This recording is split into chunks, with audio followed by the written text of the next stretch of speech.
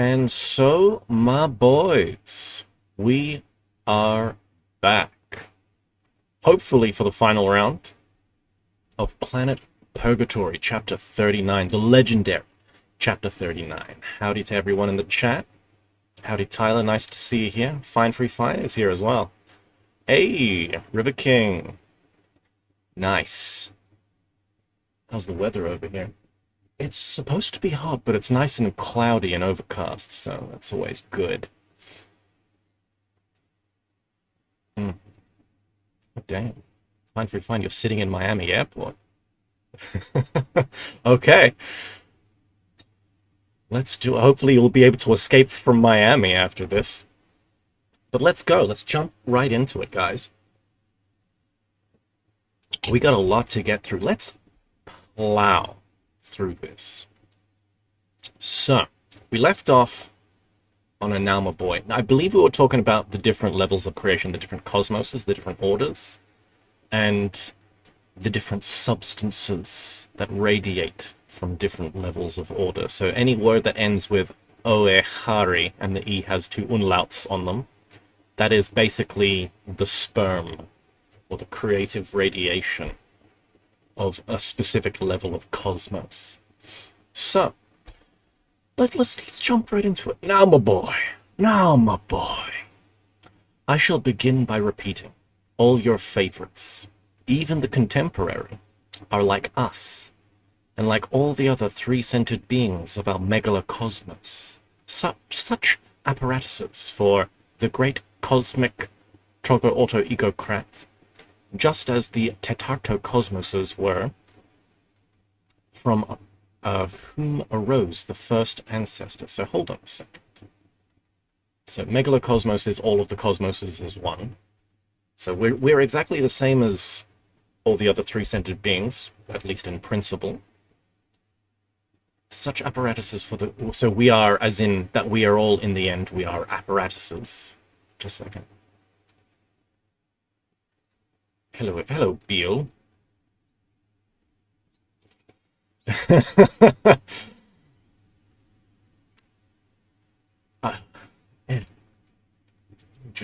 I'm just moving stuff around my computer just so I can get my HUD properly.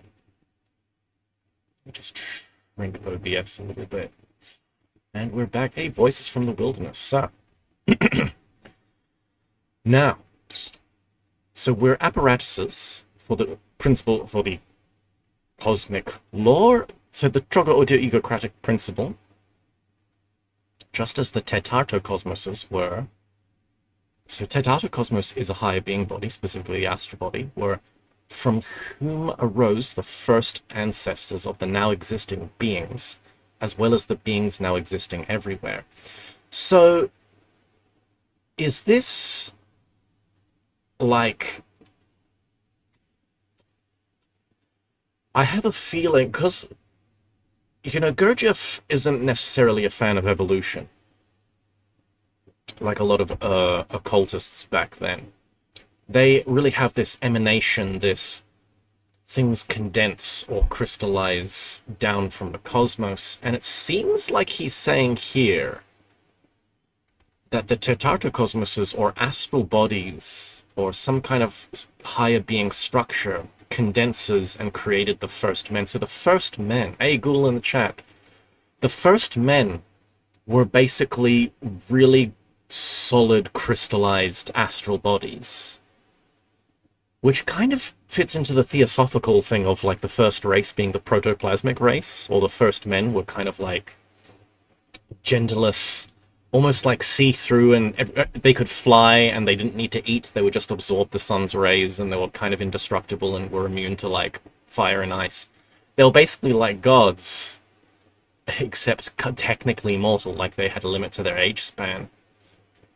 And then they slowly degenerated, like lost the ability to fly, became more solid, gained more animal traits, and then gained, you know, genitals and began reproducing, and that's where humans come from. So maybe there's a principle of evolution, like, yeah, animals evolve, things evolve upwards, But there's also this principal cosmic force that's crystallizing downwards, and that's actually the origin of humans.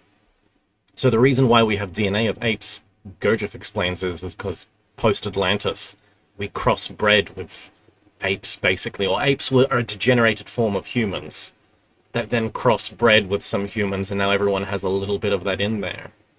But there's, in actual fact, humans are not animals. The human kingdom is something different. It sounds like he's saying something like that here, not, going through all those motions, but the Tetartocosmoses were from whom arose the first ancestors of the now existing beings, as well as the beings now existing everywhere. And through each of them, the cosmic substances arising in all 7 stopindas of the sacred heptaparaparshinok could be transformed. Oh. So the stopindas, 7 stopindas of the sacred heptaparaparshinok are centers of gravity, so they're the 7 cosmoses, basically. And because of us, because of the beings that generate Tetartocosmoses, or are at least generated from Tetartocosmoses, we kind of allow the whole system and production of the universe to flow. Again, and even the contemporary, besides serving as the apparatus for the most great cosmic Trogo-Auto-Egocrat. So the Trogo-Auto-Egocrat is the principle of reciprocal nourishment of everything in the universe. So everything is feeding off of each other. Planets feed off cosmic rays, and then they emanate cosmic rays to other planets. It's all connected. It's all connected, man. Could have all possibilities for absorbing from those cosmic substances which are transformed through them. And we help with that transformation of cosmic substances, so that planets and cosmos, etc., etc., etc., etc., as James McAvoy would say, could have all possibilities for absorbing from those cosmic substances which are transformed through them what is corresponding for the coating and for the perfecting in them of both higher being bodies, because each 3-brained being arisen on this planet of yours represents in himself also in all respects, just like every 3-brained being in all our universe, an exact similarity of the whole megalocosmos. Exact similarity. As above, so below. We are imitations of a divine blueprint. Perfecting of both being bodies. So in this, he's just talking about astral body and causal body. So we have a planetary body, our physical body, with an astral body, which our little essence, our soul, I guess, can fly around in, and then the causal body, which the higher objective being, reason, and spirit kind of presides in. The difference between each of them and our common great megalocosmos is only in scale, so we need to become bigger boys to ascend scale. Here, you should know that your contemporary favorites very often use a notion taken by them from somewhere, I do not know, whether instinctively, emotionally, or automatically, and expressed by them in the following words: we are the images of God. I mean, he's basically saying that it's true. So there's a bunch of ants crawling on my table. It's that season. Just killing them before they swarm. Got away. These unfortunates do not even suspect that of everything known to most of them concerning cosmic truths, this expression of theirs is the only true one of them all. And indeed, each of them is the image of God, not of that God which they have in their bob-tailed picturings, but of the real God, by which word we sometimes still call our common megalocosmos. So, Gurdjieff is a panentheist, confirmed. Each of them is the smallest detail, or each of them to the smallest detail is exactly similar, but of course in miniature to the whole of our megalocosmos. So this sounds Kabbalistic. This is Adam Kadmon all over again. Adam Kadmon being like this prototype, this man, this cosmic being that's then basically cut up and becomes the universe, which also, if you think about it, is also Norse. Because that's Ymir, the giant, who gets cut up by the by Odin and his other two brothers. What are Odin's brothers called again? Something. Anyway, but Odin, a triple god, funnily enough, basically cuts up the giant Ymir and forms the world out of him. So the world is the image of God. We are the image of God. Panentheism at its best. Let's go. And in each of them, there are all of those separate functionings, which in our common megalocosmos actualize the cosmic harmonious Iranuomanje, or exchange of substances. What was the difference between this and Trogo-Egocrat? Maintaining the existence of everything existing in the megalocosmos as one whole. This same expression of theirs, we are the images of God, can here serve us as a very good additional illustration in explanation of how far what is called perceptible logic, or as it is sometimes still said, Aemnofinian mentation. It is sometimes still said, it is never said that, Gurdjieff. Where the hell nah, is already distorted in them. So perceptible logic is distorted in us once again.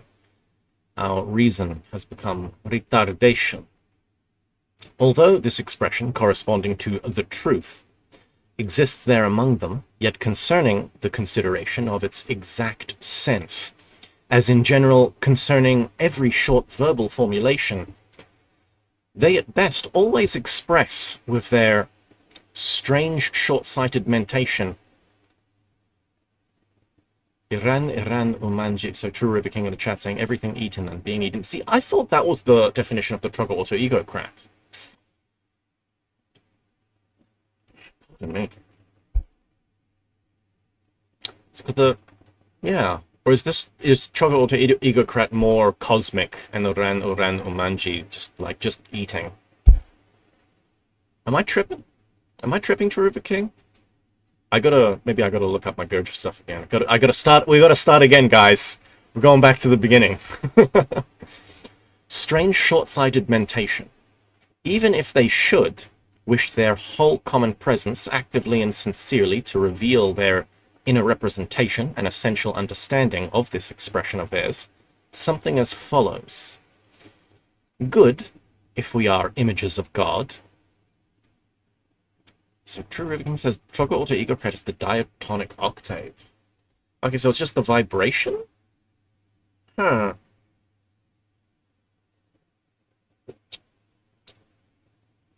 Okay. Gotta shift some concepts around in my mind. So, good. If we are the images of God, that means God is like us and has an appearance also like us. And that means our God has the same moustache, beard, nose as we have. And he dresses also as we do. He dresses as we do, doubtless, because, like us, he is also very fond of modesty. It was not for nothing that he expelled Adam and Eve from paradise, only because they lost their modesty and began to cover themselves with clothes. Wait, what did you say? Doesn't he say he dresses like us? And then what? Adam and Eve leaves because they wear clothes? I think whoever's speaking is tripping. I think this is basically Gurdjieff pointing out how convoluted our logic has become, how warped it has become. In certain of the beings there, particularly of recent times, there being Aemnofinian mentation or perceptible logic. So what is perceptible logic in reference to modal logic or pure logic?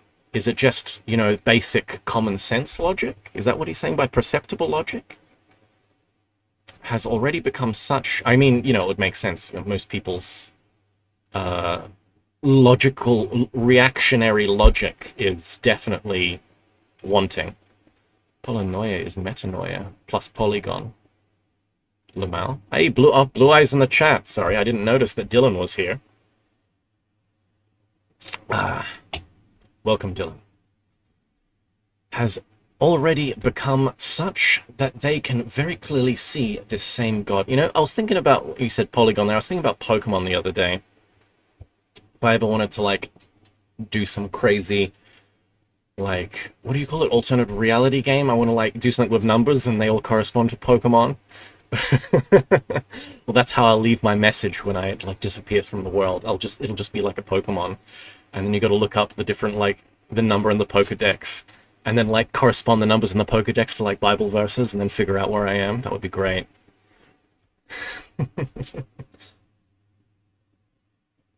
Uh, Sorry, where am I? You're tripping me up, guys. You're tripping me up. Now, logic has already become such that they can very clearly see this same god. Thank you, honey. Same god of theirs in their picturings. Almost, with a comb sticking out of his left vest pocket, with which he sometimes combs his famous beard. That's how they all see God. It's just some big Chad with a giant beard. Poke Kabbalah, says Tyler. Exactly. Isn't Pokemon like pocket monsters, so Poke Kabbalah is pocket Kabbalah? I bet that's already a thing. Such a super peculiar being Amnophinian mentation about their god proceeded in your favorites chiefly from the Hasnamusian manifestations of those learned beings who you remember. I've already told you assembled in the city of Babylon. So this is really interesting. So the anthropomorphization of the Lord is all because of those freaking Babylonians ruining everything. Yeah, got that little ant.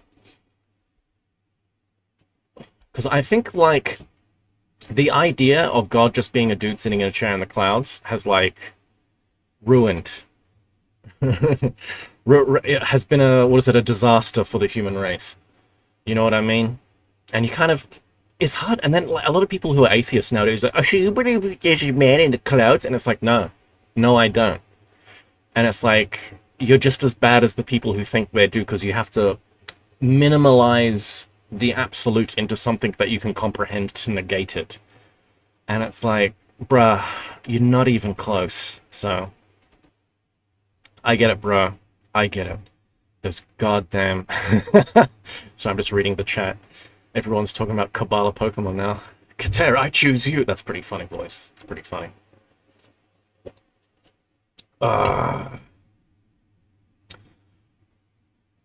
And collectively began to invent various maleficent fictions concerning their gods. So it's all black magicians that did this. Black magicians ruined conceptions of deity.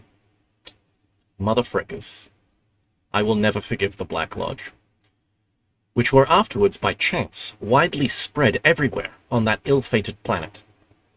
And in view of the fact that period coincided with the time when the three-brained beings there began to exist, particularly Selzelnualno.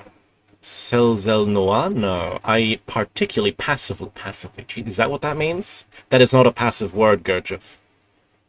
Selzelnualno. That kind of rolled off the tongue as well, not gonna lie. I thought I was gonna struggle with that one. Passively, in the sense of the being efforts proper to three-centered beings, therefore these maleficent inventions were thoroughly absorbed and appropriated by beings. So this is interesting. What he's saying here about passivity in the consciousness or in your logic, this is one reason why, they talk about how occultists, Rosicrucians, alchemists would deliberately put blinds in their works to trip people up. Or they would leave something, like a Rosicrucian would leave a ritual incomplete and give it to a student so that the student would have to use their intuition to complete it. Because if you're just used to receiving information, it makes your mind become passive. Whereas if you receive half of something and you really like trying to like, what do I do with this? And it's just half. Like, what do you do? There's almost something, an intuition. And what is intuition? It's like the thing behind the veil coming and touching you. And like, it's you moving up and your intuition coming down, and something has to work in that way. So it's because of, and it's interesting, they do that to train the people on the path, and the people who don't have it, the people who aren't going to make it, are the people who are just going to be tripped up by the blinds and forever go into a circle. But if there's something in you that can intuit the correct answer, and you can kind of get it correctly, then that means there's something in you that's active, and you're not in a passive state of being. Because if you're in a passive state of being, then anything can be imprinted on you. So your teacher, your teacher can abuse you, your teacher can manipulate you. How many times have you heard, was the most recent one, there's in some Buddhist communities, I was hearing some like controversies online. There was one Buddhist community where it's like some guys came and did some really big donations, like they sold their house, they sold everything, donated to the Buddhist community so that they could be kind of like a lay member. But then the bureaucrats who ran the Buddhist organization were just like, oh, I don't think there's a place for you here. And they just started getting manipulated by bureaucrats. And it's like, look, if you need to put yourself into a position where you have to rely on someone else for housing, food, and clothing, that doesn't sound like a liberated being. That just sounds like you're lazy. It's like you put yourself into that position to be spiritual. There's nothing spiritual about that. It's almost like you deserve to get manipulated, but not really. It's terrible that happened. But the bureaucracy in that community kind of just started manipulating their members in that way. And I was like, oh damn, what? And that's a problem. And I see it seems to be a problem a lot with, I know, not Eastern stuff in general, but a lot of the Eastern stuff that came to the West that has the kind of the guru worship feel to it. Like, I'm your guru. Just listen to me and do whatever I say, and you'll gain enlightenment. So anyway, I need to awaken your wife's kundalini while you're in the other room. Like all of that stuff happens. You shouldn't go passive, basically. A passive spirituality isn't a real thing. In that sense, if you go passive, people just imprint on it. Hasnamusians will come and manipulate you. That's just what happens. That's just what happens. And look, the whole thing, I should mention it, I think I mentioned it in another stream, the whole thing about the obeying the guru thing, I see as a degeneration of something from a previous epoch. In a previous epoch, there are people who would have obeyed, like the guru would have been like, you need to obey everything I say. Stop when I tell you to stop. Start when I tell you to start, do this, and it's like, the whole point of that exercise would be something like, you need to learn to obey that which is higher within you, not your base desires, but that which is higher. So by submitting to a guru, it trains you to obey something higher. So you begin to obey the guru, but really you learn from that, and then you leave the guru once he's finished teaching you, and you can then obey the higher without your desires getting into the way. But that degenerated over time into just obey the guru. And then it just degenerates further and further and further, and then, any old person can slap on a turban and be like, yo, I need to awaken your wife's kundalini. I shouldn't laugh at those things. Anyway. Afterwards, in their transmission from generation to generation, and then Kool-Aid time, Tyler, from generation to generation, and and afterwards, in their transmission from generation to generation by inheritance, they gradually began to be crystallized into such monstrous logic Nestarian materials. So the whole of, I wonder what Gurdjieff thinks of the entirety of scholasticism. Probably not much.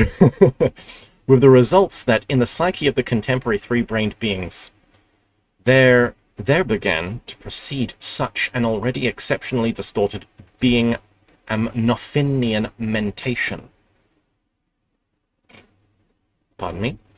And the reason that they picture their god to themselves, just with a long beard, was due to the fact that then among the maleficent inventions of the Babylonian learned, it was said, among other things, that famous god of theirs had, as it were, the appearance of a very old man, just with a heavy beard. What's the line? God created Satan, but there's another one which is like Satan created God. These Hasnamusians, this is Satan creating God. But concerning the appearance of their god, your favorites have gone still further. Namely, they picture this famous god of theirs exactly as an old Jew, since in their bobtailed notions all sacred personages originated from that race. At any rate, my little Hassian, each of your favorites separately is in his whole presence exactly similar in every respect to our megalocosmos. I once told you that there is localized in the head of each one of them, as well as in us, a concentration of corresponding cosmic substances, all of the functioning of which exactly corresponds to all those functions and purposes which our most holy protocosmos has and fulfills for the whole of the megalocosmos. That's interesting. Most holy. The only most holy you see is usually when he talks about his sovereign endlessness. So there's a connection, once again, with the protocosmos, the absolute, and his sovereign endlessness. Has fulfills for the whole of the megalocosmos. So once again, he's talking about a localization in the head. Some Sahasrara chakra, some upper Dantian thing going on here. Let's see what he says about it. Let's not jump to those conclusions. Let's see what Gurdjieff is trying to get at. So this localization, a localization of what? Forces? Of energies? Localization which is concentrated in their head. They call the head brain. Okay. So this is interesting, the head brain, so the protocosmos. So God is the brain for the entirety of existence. I feel like there's something Neoplatonic or universal mindy about this thing. The head brain. The separate. Oh, because everything is, an image of everything. Yeah, okay, I get you. The separate, what are called Okaniaki, or protoplasts of this localization in their head, or as the terrestrial learned call them, cells of the head brain, actualize for the whole presence of each of them exactly such a purpose as is fulfilled at the present time by the higher perfected being bodies. So, that's interesting. So, your higher being body, when you crystallize one, gets added to the brain of God. So, God gets smarter each time someone achieves the work. So, the more people who achieve the work, ideally, the better results will happen in the future, because you'll have basically God making better calculations. Very interesting. At present time, by the high perfected bodies of the three brained beings from the whole of our great universe, who have already united themselves with the most holy Son, absolute or protocosmos. So God is a spiritual organ that waits for us at the end of time, and we are but a cell. Pardon me.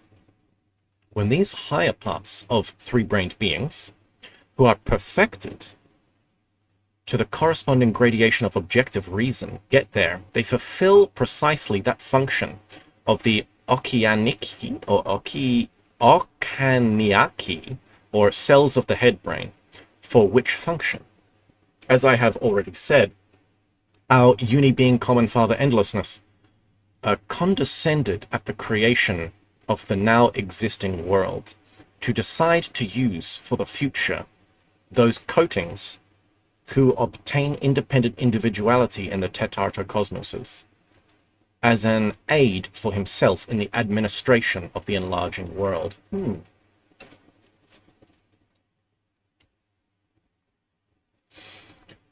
Interesting. So basically, we become a part of the heavenly bureaucracy. We become builders. If God is the architect, we become builders. If God is the team leader, we become the tradies. You know what I'm saying?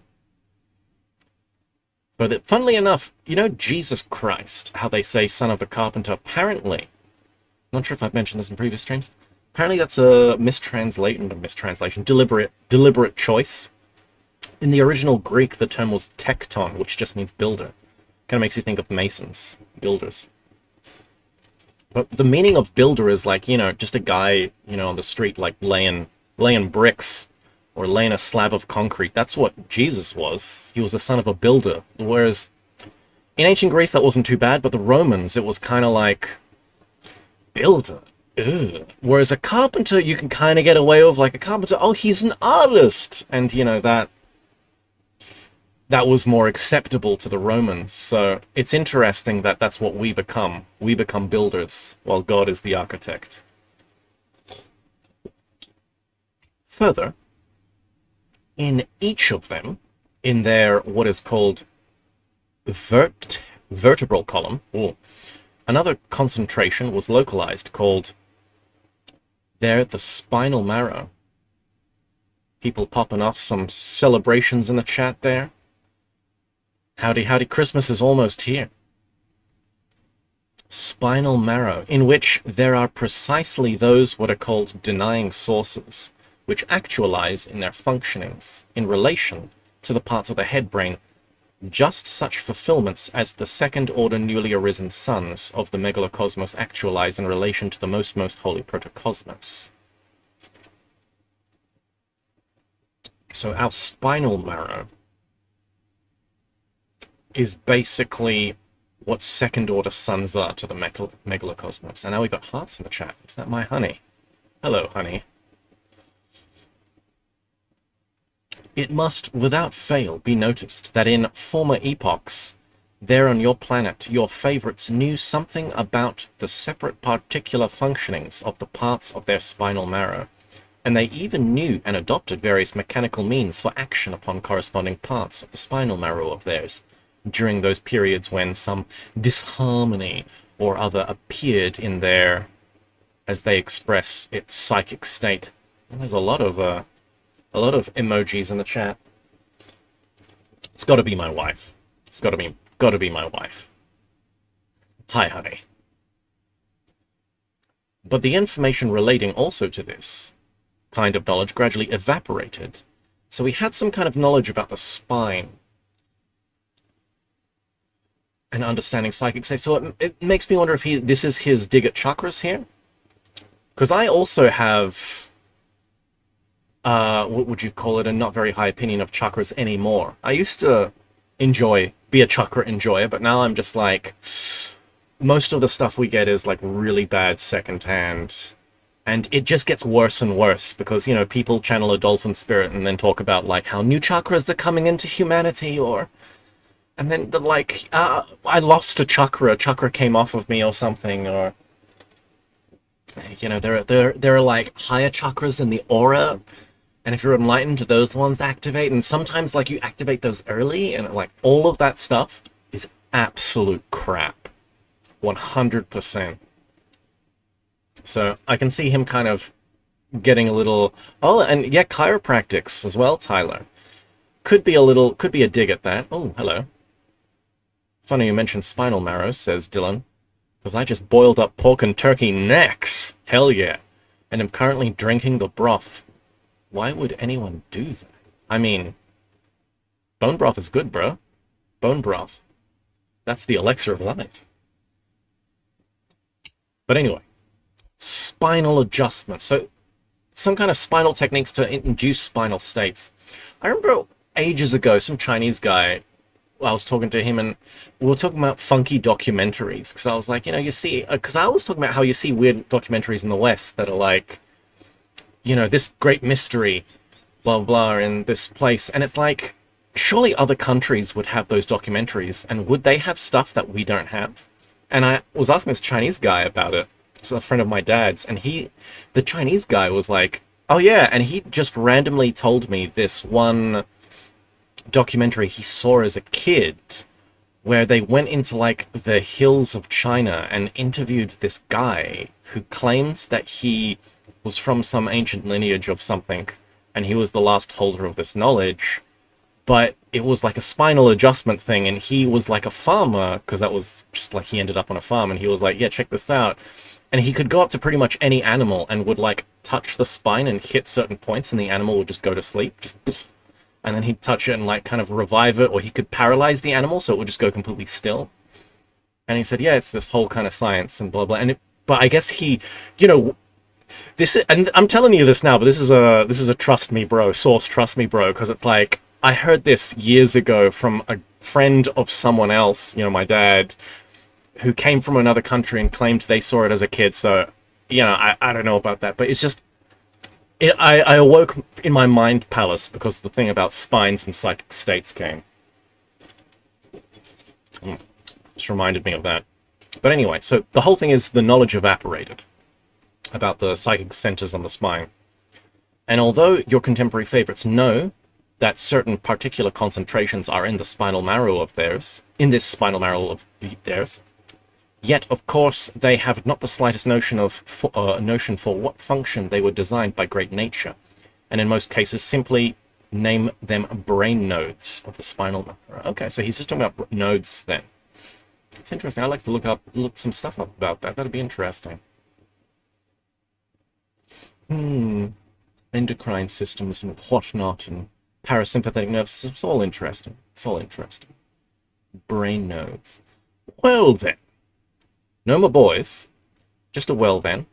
Just these separate brain nodes of their spinal marrow are the sources of denial in relation to the separate shades of affirmation in their head brain, precisely as separate second-order suns are the sources of the various shades of denial in relation to the various shades of affirmation of the most holy protocosmos.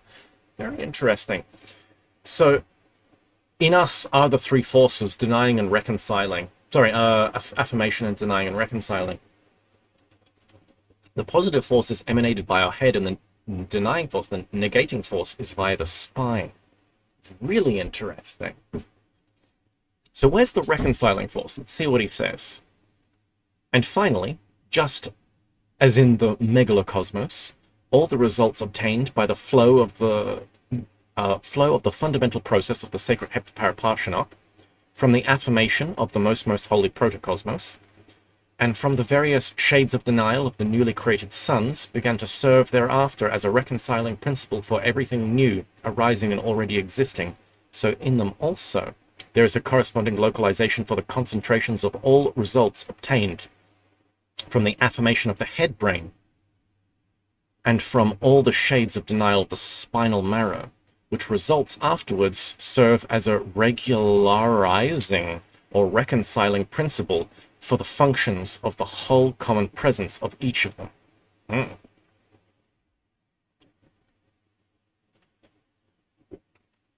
The shades of which results afterwards.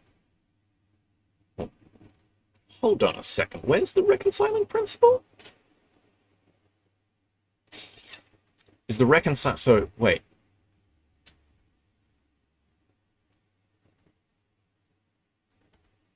Let me just read some of that again. The various shades of denial of the newly created suns begin to serve thereafter as a reconciling principle for everything newly arising and already existing. So in them also there is a corresponding localization for the concentration of all results obtained from the affirmation of the head brain and from all the shades of denial of the spinal marrow, which results afterwards. Yeah, okay, so he's just saying there is a reconciling force, but where is the localization? Gurdjieff just trolled me there with that paragraph. Bruh, come on, man. Yeah, it's an alchemical thesis antithesis, but he's not saying where the reconciling force is located. For the whole common presence of each of them. So it sounds like we don't have a localization for the reconciling principle. It's just like our whole body. It's dispersed over the whole body, which could be problematic. I vaguely remember, was it in another chapter? He said, like, for Beelzebub, his race, he said his horns are the place for, or is it the horns or the tail is the reconciling principle? And for, because he says something about, like, the beings on Saturn, Gonagoharhak, for them the wings are the center of their reconciling principle. So we have a brain, a spinal cord, but then we don't have another appendage that can act as a center of gravity for the reconciling principle, so it just disperses over our whole body. Could be, I don't know, man. I mean, maybe that's why we collect it into ourselves, into either our heart or our gut, like our heart, like I guess in the West, the mystical practice, or into the gut, like, you know, the alchemical Taoist kind of practices.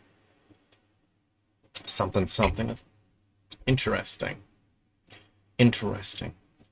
Concerning the place of concentration of this localization. Ooh, Tara in the chat, you got to add Gurdjieff to the title. Not many people know what Beelzebub's Tales is. I mean, if they know what Gurdjieff is, they should know what Beelzebub's Tales is. I mean, come on, man, come on. But maybe I was thinking about it. Maybe I'll choose a different, changing the thumbnails up. But I don't know. I'm already like 39 chapters in, and I've been using the same thumbnail and title the entire time. We'll see. We'll see. And I've got Gurdjieff in the thumbnail, right? With Pepe and all the other guys. So it connects the if they can't make it through that. Anyway, concerning the place of concentration of this localization, which serves. So, okay, now he's talking about concerning the place of concentration of this localization, which serves the common presences of terrestrial three-brained beings as a regularizing or reconciling principle. It must be noticed that in the beginning, these three-brained beings of the planet Earth, pardon me, who have taken your fancy also had this third concentration similarly to us in the form of an independent brain localized in the region of what is called breasts. Okay, so it used to, maybe that women have it then. That's why men and women are different. Like the boobies of a woman contain their reconciling principle. I know in Taoism, in Taoism how they talk about the Jing, the Qi, and the Shen. There's this thing in Taoism how men and women store and package the Jing differently. The Jing in men is obviously stored in the genitals, but in the women, they store it in their genitals, but they have a second Jing storage in their breasts. So women actually have two Jing storages where men have only one. So there's different methods of cultivation for each of the genders. Really interesting because all the cultivation starts with Jing. But it's interesting, it's the breasts here that are or used to be, the center of gravity for the reconciling force. So let's see what he says. Something very interesting. But from the time when the process of their ordinary being existence began, particularly sharply to change for the worse, their nature there, by certain causes flowing from the common cosmic trogo-auto-egocratic process, was compelled, without destroying the functioning itself of this brain of theirs, to change the system of its localizations. Okay.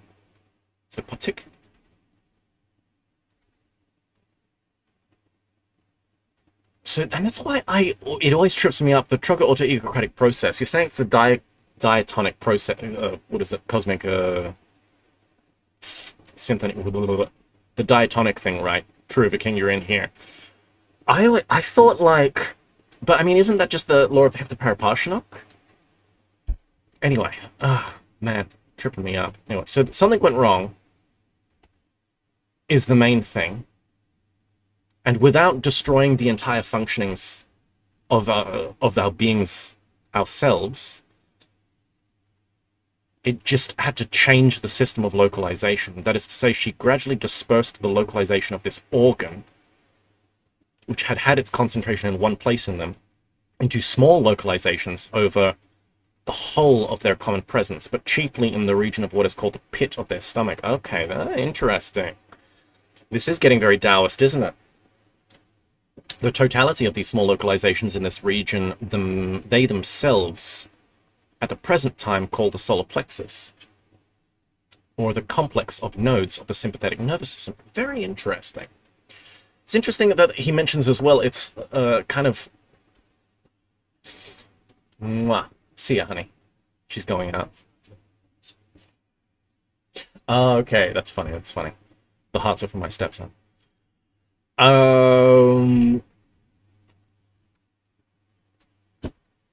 Yeah, sorry. Small localizations all over the body. So, when people talk about Tantra, they usually go off the yogic Tantra, Kundalini, base of the spine, and you raise it.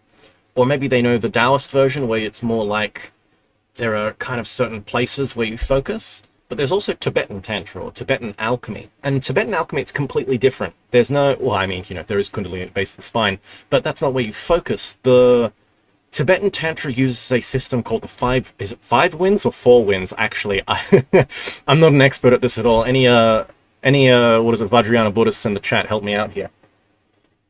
But there are these winds in the body, and it's by manipulating the winds that you get the Kundalini drops. So it's like there are drops of Kundalini all around the body, and the whole thing is your network, your meridians are kind of closed, and they're closed with what? Like chi, that's what do you call it? Just kind of condensed, kind of just slowed down, it's sluggish. And so the whole thing is you move the winds through the system, and this starts to get the drops of Kundalini moving. And so one drop will start to move, and then it will hit another drop, and then it will become a bigger drop and become bigger and bigger. And before long, something Like, and then it's like the meridians that are blocked. Well, what unclogs a clogged meridian? Well, diamond cuts diamond, so the drop of Kundalini, the purified chi, then just blasts through the blockage, and you kind of open things up. So unlike, in the yogic system where you focus on Kundalini and you just focus on the base of the spine and slowly you raise it up the spine, and then after that certain things come down, and after that then you awaken into the legs and the rest of the body and the rest of the network. In Tibetan alchemy, it's the opposite. You don't actually focus on the base of the spine. It's like you just focus on these 5 winds and you get the little drops of Kundalini to slowly build up, and you actually work the network first. You awaken in the node of network first. It's really interesting. Once again, I found this interesting because everyone will say that their way is the way, and it's true. Their way is the way for them, but there's more than one way to skin a cat. There may be more than one way to awaken the Kundalini. There may be more than one way to crystallize higher being bodies. So let's take what we can. It's very interesting. But nonetheless, so our reconciling force is dispersed over our body in little drops, localizations, but in the pit of our stomach, our lower dantian, as the Taoists would say, there is a little collection of it that maybe we can work with. Let's see what he says. And in those nervous nodes, scattered over the whole of the planetary body, there are accumulated at the present time all the results obtained from the affirming and denying manifestations of their head brain and spinal marrow. And the results, having become fixed in these nervous nodes, scattered over the whole of their common presence, are later also such a neutralizing principle in the further process of affirmation and denial between the head brain and spinal marrow, just as the totality of everything arising in the megalocosmos is the neutralizing force in the process of the affirmation of the protocosmos and the various shades of denials of all the newly arisen suns. And so, the 3-brained beings of the planet Earth are not only, as we also are, apparatuses for the transformation of the cosmic substances required for the most great trigger auto egocrat. You see, that's why, you see, this is where it says the cosmic substances required for the most great trigger auto egocrat. That's the principle. I thought that was the principle of reciprocal nourishment. With the qualities of the 3 forces of the fundamental common cosmic Trimasi Kamno, but also themselves. So it sounds like Trogo Egocrat is almost like a fusion of Iran Umanji with Heptaparaparshanok, whereas you can just talk about the Heptaparaparshanok Law of 7, or you can just talk about Iran Umanji as like everything feeds off everything. But if you put them together, there's this system. I don't know, actually, no, I'm tripping. With the qualities of all of the 3 forces of the fundamental common cosmic Triamazi Kamno, but also themselves. So Triamazi Kamno is the law of 3, by the way. So that's what we were talking about before, but all affirm, deny, reconcile, but also themselves absorbing these substances for transformation from 3 different sources of independent arisings. So within us, there are transformations, but we also transform from 3 different sources. I assume this is the 3 being foods: solid food, air, and impressions. From 3 different sources of independent arisings have all the possibilities of assimilating, besides the substances necessary for the maintenance of their own existence. Also, those substances which go for the coating and perfecting of their own higher being bodies. So, in participating more efficiently in the assimilation of substances, to help out planet maintenance, we also crystallize our higher being body. In this manner, those 3 sourced substances entering their common presences for transformation are just as for us a 3-fold kind of being food. That is to say, those substances which on the path of their returning evolutionary ascent from the sacred Ashagi Protoechari, i.e. from the last Tapindra of the fundamental sacred Heptaparaparshanok toward the most holy protocosmos. So from the protocosmos, everything emanates down, and then the very last thing, it's like, when you throw a ball, it hits a wall and it bounces back. Well, when the thing that emanates from the protocosmos hits the base, then it like bounces back up, and you kind of get this process coming back upwards. were transmitted with the aid of their own planet itself into a definite higher corresponding surplanetary formations, and enter into them for further transformation as their first being food, which is their ordinary food and drink. And so that's how it rises back up. It rises back up through us. Almost like a little bit of Manichaeanism here. You know how, like, the Manichaeans are criticized for, like, you know, we release light from the world. How? By, like, one of it was, like, by, like, eating things. By eating things, it's like you, there's light in it, and so you eat it and it releases, your body processes it, and the light is released from physical matter via you processing it. And that's one thing that were, because there's the polemics against the Manichaeans is, you know, people being like, oh, the Manichaeans, they believe that their priests' farts, you know, release souls from the demiurge, oh, you know, and they'd make fun of them. But there's almost something, you know, of Manichaeanism in this. Tyler in the chat, Trogger Auto Egocrat equal reciprocal feeding of everything that exists might proceed in the universe, and thereby that the merciless hero pass might not have its maleficent effect on the sun absolute. Okay. So the Trogger Egocrat is also part of that process, whereas Iran... So, because this is it. What's the difference between Trogger Auto Egocrat and Iranomanji? That's what I want to know. These gurge of terms. He's trolling us all. But those second source substances, which, being obtained from the transformations of their own sun, and of all the other planets of their own solar system, and which entered the atmosphere of their planet through the radiations of the latter, enter into them again, just as into us also, for further evolutionary transformation as the second being food, which is their, as they say, air.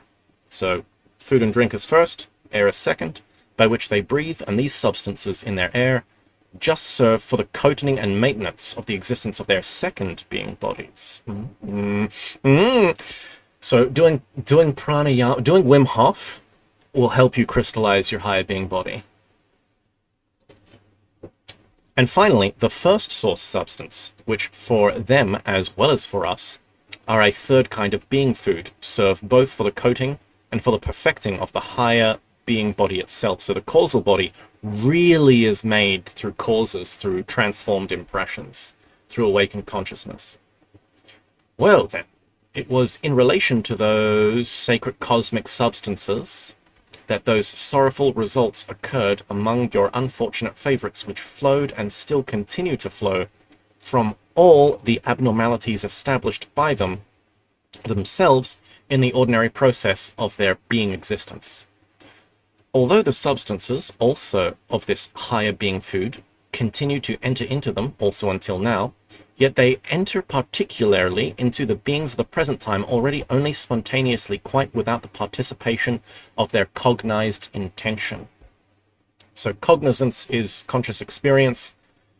So we absorb impressions without cognizing them, basically. Just we go duh, and they just come in, and we don't even notice that there was an ad for Chocky biscuits on the way to the shops, and we just get to the shops and we're like, Chocky biscuits, I'm gonna buy these with my own free will. Haha. No, you're not. No, you're not, Kevin. No, you're not. Ah, okay. Tyler in the chat. Trogger Auto Egocrat is the principle. Iran Omanji is the process. Props. Yeah, okay. I'll sit with that in my mind. I'll sit with that for now. And only as much as is required for the transformations proceeding through them necessary for the purpose of the common cosmic Trogger Auto Egocratic harmony and for the automatic continuation of their species demanded by nature. So, yeah, okay, so there is a little bit of transformation of impressions, but not much. Ouspensky describes it, actually, I think it's actually in Fourth Way, the collection of lectures, so not in Search and not in Evolution of Man's Possible Psychology, whatever his other book is. In Fourth Way, he says something about, what is it, the Do... Oh shit, what's impression? Do 48, yeah. Do 48 turns into Me 12. No, Me 24, Jesus. Do Re Mi, sorry. Do 48 into... Ray 24 and then me 12, that almost never happens. So that's when someone consciously transforms an impression, it'll turn into a me 12. Whereas in most people, they just have this like gluggy dough 48 clouding, brain fogging their mind all day. And he says there's a cosmic mercy in the form of laughter. When you do laughter, when you laugh at something, it transmutes a little bit of dough 48 into ray 24, but that's it. It just stops there. And so you do get a little bit of something out of just laughter, but it's nowhere near enough to, you know, crystallize anything. It's just a cosmic mercy, because if you didn't transform anything whatsoever, you know, the dough 48 would just build up and you'd go insane.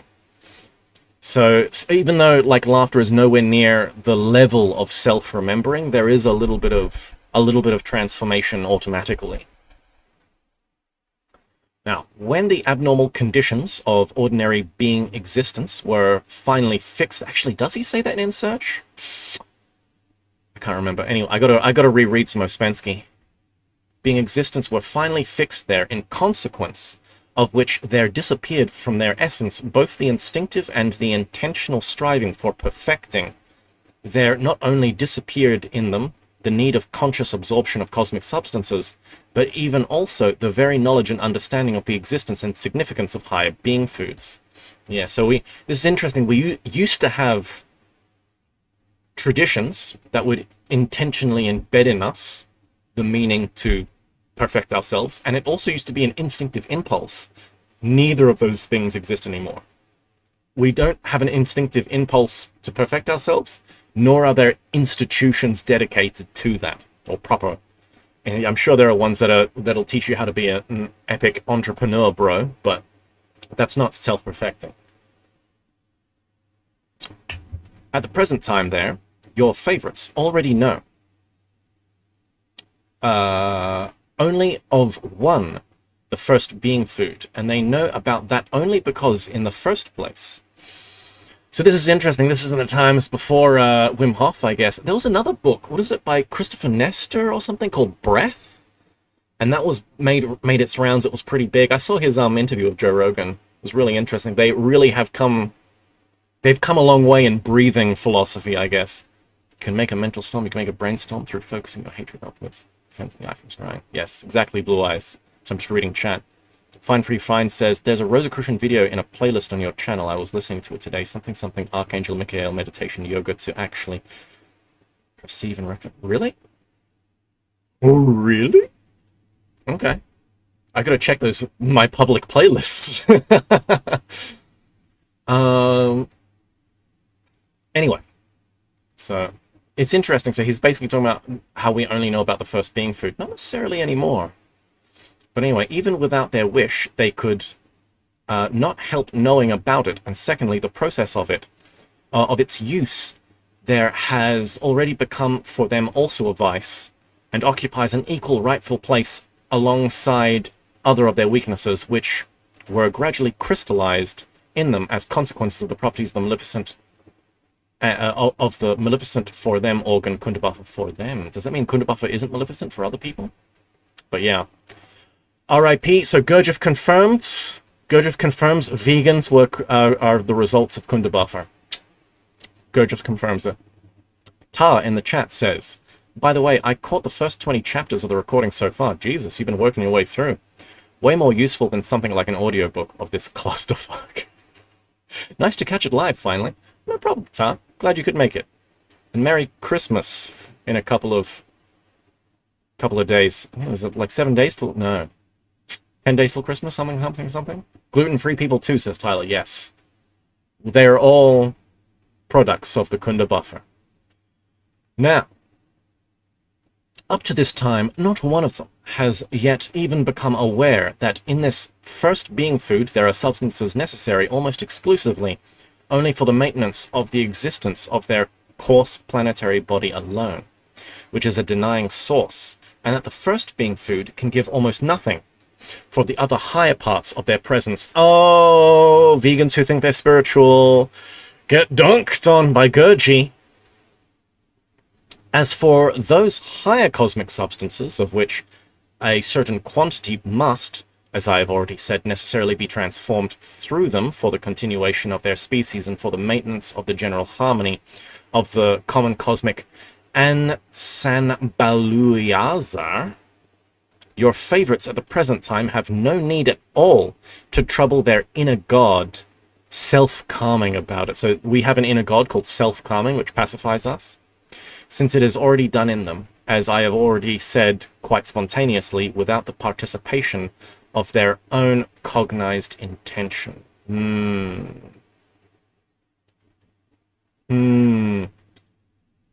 Oh, Bot in the chat says, I was vegetarian for 3 years. It led to a healthy life, but I see no wrong in eating meat. Yeah.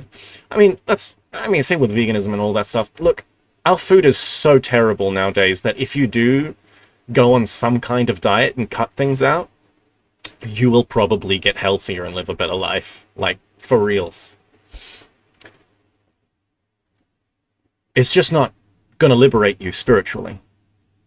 Have we got is that got more emojis in the chat? Is that you, Hamish? But yeah, the whole thing is people, I'm gonna do a vegan diet and that makes me spiritual. No. Maybe it'll give you a healthier life, yeah. But being a vegan isn't gonna get you a higher being body, is what Gurdjieff is basically saying. It is interesting, however, to notice that in the beginning, namely, soon after the destruction of the functioning of the organ Kunda buffer in the three-brained beings breeding on this planet. So remember, the Kunda buffer isn't in us anymore. It was destroyed, but there are remnant consequences of it in us. Breeding on this planet of yours, they also became aware of these two higher being foods and then began to use them with cognized intention.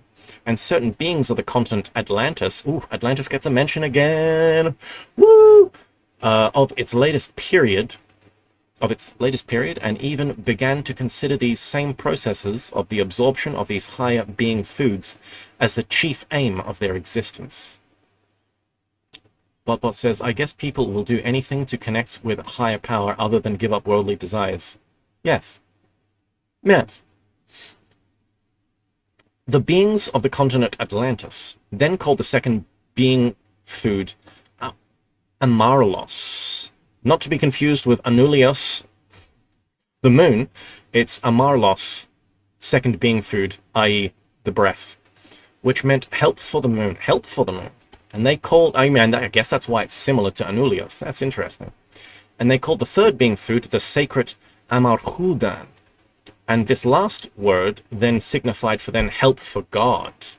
So you breathe properly, you help the moon, but you transform impressions properly and you help God. Cicadas. Concerning the absence in the psyche of your favorites of a cognized need of absorbing these higher sacred cosmic substances, I wish also to draw your attention to one very important for them sorrowful consequence flowing from this. And namely, in view of the fact that in them, together with the cessation of the intentional absorption of these definite cosmic substances necessary for the arising and existence of higher being parts. So can you have a part of a higher being body but not the full body? That's what I want to know. They're disappeared from their common presences, not only the striving itself for perfection, but also the possibility of what is called intentional contemplativeness. Ooh. So contemplating helps. Botbot asks, have you read the book Who Built the Moon and Why? No, I haven't. That's interesting. Contemplative, which is just the principal factor for the assimilation of those sacred cosmic substances. So contemplativeness, that's interesting. He's using this term because self-remembering obviously transforms impressions, but also, meditation would as well. And meditation in the West, even though the term meditation is Western, they call it something else, obviously in Sanskrit. Contemplation doesn't mean just sitting and thinking about stuff. Contemplation means something very specific. So let's see what Gurdjieff says. Let's see what he says. Then, from that time on, in order to guarantee that the required quantity of those substances might enter into them and be assimilated, nature gradually had to adapt herself to arrange that for each of them in the course of their whole process of existence, such unexpectedness should occur already by themselves, as are not at all proper to occur to any three-brained being of our great megalocosmos. Hmm.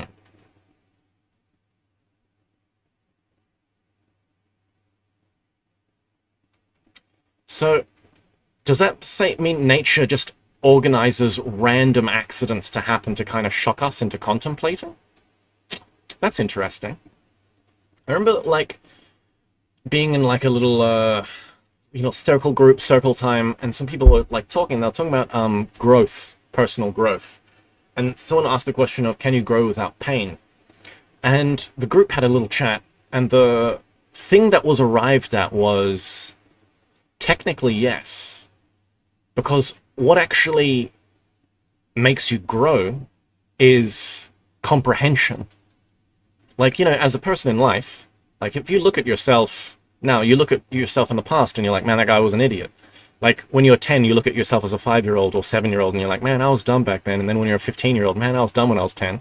When you're 20, man, I was dumb when I was a teenager. 25, man, I was dumb in my early 20s. 30, man, I was dumb in my mid-20s. And you live life in levels of comprehension. Some people don't comprehend. And so how do they grow? Well, pain is their trigger. So it's kind of like, the guy who's an asshole to his girl, and no matter how much or what happens, he doesn't change. And then finally she leaves him, and then he's like, oh my God, what have I done? But if she never left him, he would have never comprehended. It needs to be like a final, like, oh my God. And then it's like, he gets it. And so it kind of just seems like here, it's like, we don't actually contemplate life properly and comprehend it. And so nature just puts unexpected things in to, like, trip us up so that we're forced to contemplate. Fine Free in the chat asks, what is it called when you retrace your day backwards to when you woke up before you go to bed? It's either called the retrospective practice or it's just called recapitulation. I saw that bot. Unfortunately, nature there was compelled to adapt herself to this abnormality so that owing to these unexpectedness, certain intense, or are we unexpected? Like, what's going on here? Did I just say all of that for nothing? Certain intense being experiences and active deliberations might proceed in them automatically, independently of themselves, and so that owing to these active deliberations, the required transformation and assimilation of these necessary sacred particles of the higher being foods might automatically proceed in them. Now, my boy, so there is, even though there is a kind of an automated, maybe, transformation of impressions, that's interesting. Now, my boy, as for the processes themselves of the transformation in the evolutionary and involutionary movements of all these cosmic substances by means of just such apparatuses of the most great common cosmic trogo alter egocrat, as all your favorites also are, then... How long is this sentence?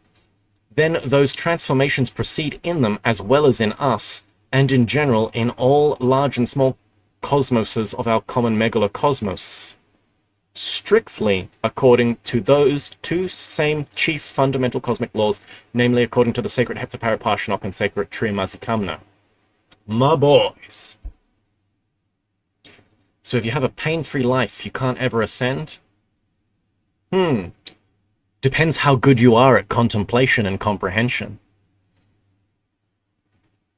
Before talking to you about the manner in which the cosmic substances entering into beings as their first being food are transformed. Okay, so this is what we really want to know. Like, you're talking about how important it is to transform impressions. How do we transform the first being food? In them for the purposes of the common cosmic trogo auto egocratic process, and which enter into three-brained beings, if they have a certain kind of attitude towards this process, also for the coating and the perfecting of their own higher parts, it is necessary for you to bear in mind, for a clear representation of these processes, that in our megalocosmos, from results which have already flowed from every kind of trogo auto egocratic process, there are many hundreds of independent active elements with various specific subjective properties which take part in new formations. So he's just talking about the massive multiplicity of the cosmos.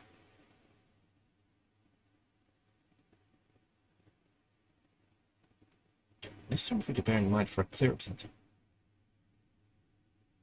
Okay, yeah.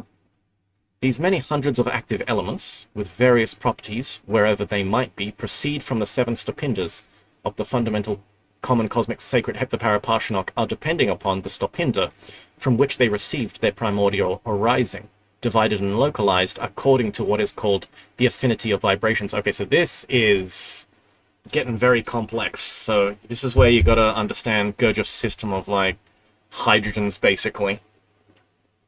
And into seven, what are called, because he's talking about beings that arise at, like, certain levels, and what it takes to kind of go higher and lower, what emanates higher and lower, and how that flow actually works. Affinity of vibrations into seven, what are called, pardon me, so burpy today, octapanatsaknian classes. Okay. And all without exception of both the large and small already definite concentrations in all our megalocosmos, are formed from these active elements belonging to seven independent classes, and as I have already told you, they have their own subjective properties. So there's some complicated thing about moving up the ray of creation, moving up the seven stopindas, and, like, when you move up, what's active, what's denying, what's reconciling, what peels off. If it goes back down, is it denying? If it goes up, does it become the active force of the next octave, or deny? There's this really complicated kind of blueprint he's basically laying the foundations of here, which I have only a little bit of understanding of. Voice in the wilderness in the chat. I feel like there's a universal truth in the statement, kind of like the whole as iron sharpens iron theme in Proverbs, or attachments and suffering in Buddhism. Blue eyes in the chat. Reflection equal remember your day. Refraction, remember another's day. Diffraction, remembering rainbows. Yes. And these subjective properties of theirs, and likewise, they're what are called proportions of vivifyingness, are actualized firstly according to what form of functioning of the fifth stopinda of the sacred heptaparaparshinok was flowing during their arising, and secondly, okay, hold on a second, the proportion of vivifyingness is according to the form of functioning of the fifth stopinda. So that's where do, re, mi, and you have a missing semitone. So what form was functioning in the fifth stopinda? Like, basically, in the mi place to jump the semitone was flowing during their arising, and during your being arising, and secondly, whether the given active elements arise owing to the conscious intention on the part of some independent individual. So things can arise automatically, or they can arise through conscious effort. Or whether they arose automatically merely owing to the second grade law of attraction and fusion of similarities. Yes. So things can be deliberately created, or they can automatically arise. Because we don't want to automatically create a body. We want to consciously create a body. Well then, Noma boy. These same many hundreds of definite active elements belonging to seven different octapanatsaknian classes. Ugh. I'm not even going to try to master that one, guys. And having seven different subjective properties, among which the properties of vivifyingness and decomposition. So vivifyingness is the surplus robustness and energy of something, or decomposition, it putrefies and falls away, have supreme significance, compose in their totality the fundamental common cosmic and san baluyazar, but which the most great common trogo auto-egocratic process is actualized, the true savior from the law conformable action of the merciless Kirapast. Jesus Christ. I'm tripping balls. Not gonna lie, guys, I'm tripping. It is necessary to tell you, Also, that the first appearance of every kind of concentration from the etheracrylno, which is found everywhere in the universe owing to the second great cosmic law, the attraction and fusion of similarities, proceeds in the following manner. If particles of etheracrylno, which are already found in the different spheres of all seven stopindas of the fundamental common cosmic Ansanbaluiazar collide, for some reason or another, they begin the arising of all kinds of crystallizations, which do not yet have any subjective properties, and furthermore, in these particles of etheracrylno, fall for some reason or other into conditions where a process of Harnell-Miatznell proceeds. They fuse into one, and owing to the what are called complex vibrations acquired in them, are transformed into active elements already with definite specific properties. And if thereafter, these... Yeah, same here, Surf. He's basically talking about moving up an octave. And if thereafter these already definite active elements with their own specific subjective properties enter into other processes of Harnell-Miatznell, which have other conditions, they again fuse with each other according to the same law of affinity of vibrations. Like, if you know the Gauge of Hydrogen table, it is... Some of this kind of makes sense of, like, the condensing of hydrogens down the ray of creation. Because it's like... You know, first it comes out a hydrogen-6, and how does a hydrogen-6 make a hydrogen-12? Well, it mixes with, like, you know, the hydrogens in the absolute and pops in hydrogen-12. And how's a hydrogen-12 become a hydrogen-24? Well, it mixes with hydrogen-6 and the absolute and kind of comes back. And then the next set of hydrogen always mix with the one above it and the one above that to make the next one. And it's like this breeding of condensing of hydrogens. It sounds like something similar to this process that he's kind of going on. How it happens is with this affinity. The particles have affinity with vibrations with each other. So it's interesting. It sounds mechanical, but there's also this life and consciousness aspect to it. He's really kind of, you know, mixing science and theology here. And thus acquiring other properties are transformed into active elements of another octapanatsaknian class. And so on and so forth. So it seems like, yeah, there's a law of, you know, we have I guess you could say a law of 7 processing within us. So different levels have different laws of 7 within them. Would you say he has a similar idea as Walter Russell? I only vaguely know what Walter Russell is talking about as well. I haven't read enough of Walter Russell. What's the exhale and inhale of, like, love and all of that stuff? It's very Empedocles, and it may reflect some of what Gurdjieff is saying. But Gurdjieff really seems to be freestyling his own shindig here. He's doing his own folk dance. And that is why there are in our megalocosmos so many independent active elements with their different specific subjective properties. Okay, so he was basically... All of that was to explain why there are so many different active elements in the cosmos. That was all. And if now, my boy, you satisfactorily grasp the succession of the process of transformation of cosmic substances by means of beings' apparatuses, into which these cosmic substances enter as first being food, then at the same time you will approximately understand everything concerning the chief particularity of the sacred law of heptaparaparshinok, as well as the processes of evolution and involution of the other higher being foods. When these evolving active elements, in their returning ascent from the last pinder of the fundamental common cosmic sacred heptaparaparshinok, enter into the common presences of being apparatuses as their first being food... Yeah, I know, right? Octaves and octopuses and octagons. It's all about the 8, Blue Eyes. It's all about the 8. Is 8 really 8, or is 8 infinity? They begin already from the mouth itself, with the help of the process. So first being food is actual food, second is air, Third is the impressions. We want to know how to transform impressions. Dido Apple in the chat, howdy. The difference between choice blending ingredients as active creation as opposed to the way certain substances bind easier, like making gravy. Perhaps. And they begin already from the mouth. Oh, the help of the process of the second grade law, Hanel Miatznel.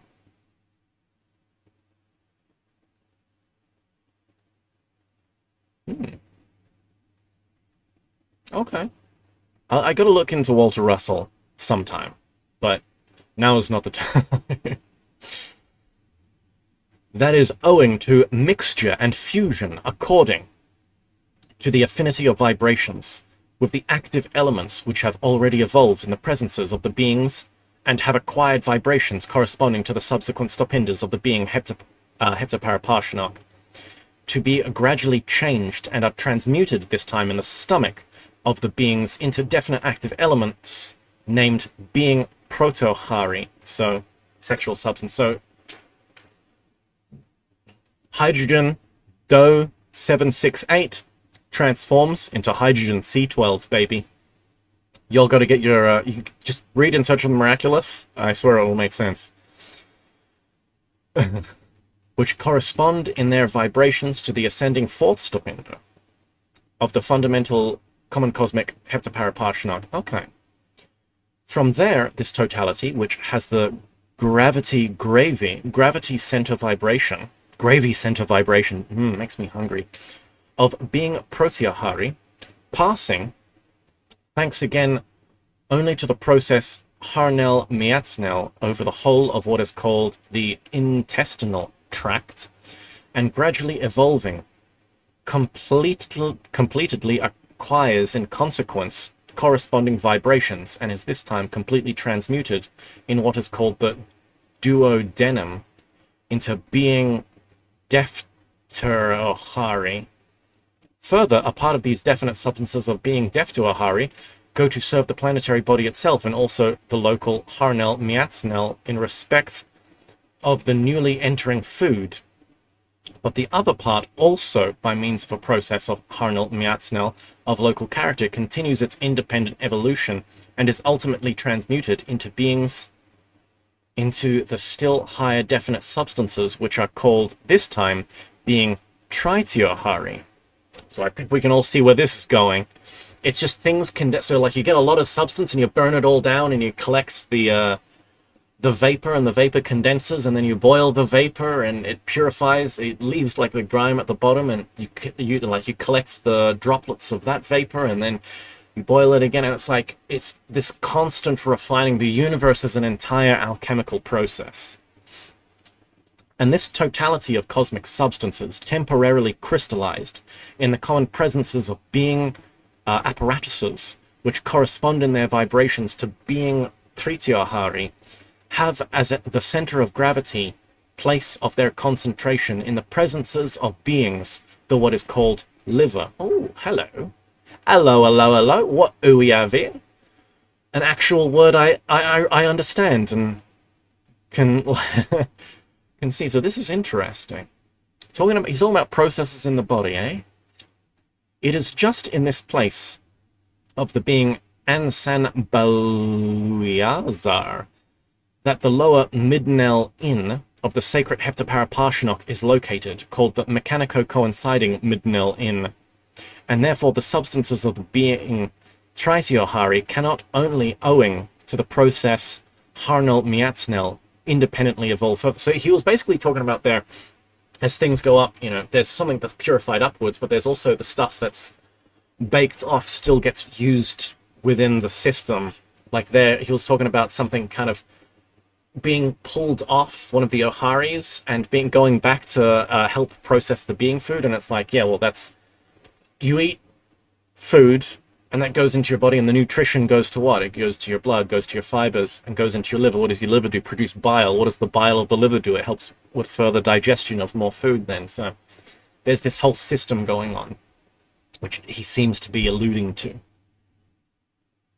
So, well then, owing to that change in the general functioning of the primordial common cosmic sacred law of the Heptaparaparshinok, this totality of substances named being Triteohari can in the given case evolve further from this state only with the help of forces coming from outside. Okay. Very interesting. That is why in this case, if the totality of substances of being proteohari does not receive foreign help from outside for its further evolution in the common presences of the beings, then both this totality and all the definite centers of gravity of the being Ansan-Baluyas are crystallized up to it always involve back again, so involute, de-evolve, back again into the definite cosmic crystallizations from which they began their evolution. In other words, you poop it out, goes into the ground, and becomes corn, and then you eat the corn, and you eat, and this process happens again. What if Earth needs humans to survive, like some sort of organic fertilizer? Well, Gojo says Earth needs us anyway because we're transformers of energy, so either or. For this help, coming from outside, great nature, in the given case, most wisely adapted the inner organization of beings in such a manner that the substances which had to enter into the common presences of beings for the coating and feeding of their second being bodies, Kesjin, namely the totality of cosmic substances, which your favorites call air, might at the same time serve as just such a help coming from outside for the evolution of substances of the first being food. So he's talking about the first being food, Do 768, which I know it doesn't mean anything to anyone unless you've like studied the hydrogen table, but Do 768 slowly transforms into a more refined hydrogen. The, what is it, the freaking, what was it, Ray 384 or something? And then that turns into the Me 192. And then it needs help from the air hydrogen to then actually fill in the missing semitone. So Do, Re, Mi, there's a missing semitone between Fa, Sol, La. So to go to Fa 96 from Re 192, you need air to fill in that missing semitone, and that's what he's describing here, and air also being the food for the Kesjin body, hence why it gets this mentioned. Thank God I studied the hydrogen table for all those years. That's actually helping with this bit. The active elements with which compose this second being food, or air. So then air enters, so what's air again? Air enters at 19, yeah, it has to enter at 192 because that's the hydrogen that needs help transforming. So air enters at Do 192. So a Do 192 hydrogen smashes together with a Ray 192 hydrogen, and that creates the Fa 96. And it also a bit of the air hydrogen continues and goes Do and becomes a Ray 96 as well. So you get a Fa 96 and a Ray 96. So I'm trying to like remember this off the top of my head.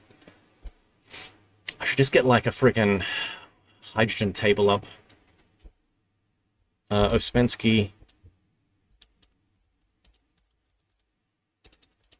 Then I don't need to like keep remembering it. Has he got it here?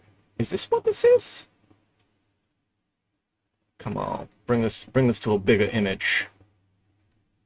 That looks like... Oh no, that's not... That's the different scales, bro. Where's your hydrogens? Okay, this one... I hate this one because it's like, it makes it more complicated than it needs to be. Oh my god, it's opening to a site. Okay, we'll just have it here. So basically he's talking about... Oh, sorry, Do, Re, Mi. Now, I'm tripping balls. Do, Re, Mi. And then it goes to Fa 96. And then it'll eventually go to Sol 48, La 24. And then it'll end up as a C12. And then there'll need to be a higher... something to fill in for the next octave. Because it's these... it's this stuff here that needs to, like... go in to create higher being bodies. This stuff here. This stuff here is also your sexual energy. And also, I should mention, this hydrogen table, this is in a person that's actually doing the work. In a filthy NPC normie man, this Do impression does not does not transmute the Me there. So it just kind of stays as Do 48. It doesn't go to Ray 24. Anyway, I just thought I'd bring that up so you know that I'm not crazy when I'm like yelling out numbers. randomly. So, being food, or air, and which enter into the presences of beings also for the evolution for the second being food, beginning from the nose of being. So he's a nose breather. He's a Chad. Gurdjieff is a Chad nose breather, not a soy jack mouth breather. Gradually evolve with the cooperation of various processes of Harnell Miatznell of a local character, and also transmuted this time in what are called lungs of the beings into Proteohari, but into Proteohari called astral pneumonian Proteohari. Ooh. And then the substances of this astro pneumonian Hari entering into the presence of beings for their own evolution and having still in themselves according to the sacred heptaparaparshinok. So there's two Proteoharis, an astronomian and a normal... let me just close that. And a normal one. So he's basically describing, like, when air comes into the body, so this is the food line here. Your food is dose 768. When it gets to the me hydrogen, the air hits it, or part of the air goes into it and mixes and helps transform it further. But that's just a part. So there's another part of the air that goes off and does its own transformations and ends up as Sol 12. So that's what he's kind of talking about here. There's Proteohari that stays as Proteohari and does its own transformation, and then there's an astronomian Proteohari that goes off and does its another process. So this is going to get extra complicated when he adds the impressions in now. Let's see what he says. Sacred Heptaparaparshinok. All the possibilities of evolving from their centers of gravity by the processor, Harnell Miatznell alone, mix with the totality of substances of the first being food, which have already evolved. So that this is the mixing of the air of the first being food, which is just food, up to the third stopinder of the sacred heptaparaparshinok, do, re, mi, and then missing semitone, so they need to mix to complete the missing semitone and further evolve together, and thus help these substances of the first being food to pass through the lower mechanic coinciding midden elin. Ugh, Jesus Christ. And to be transmuted into other definite substances, into being tetartiohari, and the astronomian proteohari itself is transmuted into the substances astronomian deftiohari. Oof. So now he's, yeah, you can see why this is just blur. Go read In Search of the Miraculous first, and then we'll come back to this. At this point, in my explanations, you can have one more clarifying example for a full understanding of the difference between auto-egocrat and trogo-auto-egocrat. So trogo-auto-egocrat is when it's conscious, and auto-egocrat is when it's not. That is, or is it flips what I said? Anyway, let's see what he says. That is, of the difference between the former maintaining system of the existence of the Sun Absolute when the system was auto-egocrat, okay, and the other system now called trogo-auto-egocrat, which it became after the creation of the megalocosmos. If the transformation of substances through beings' apparatuses proceeded according to the law of the sacred heptaparaparshinok, when certain of its stopinders were not yet changed, that is, as it still functioned, before the creation of our now existing megalocosmos. So he's now talking about the cosmic laws before and after the creation of the world. Jesus Christ. Yeah.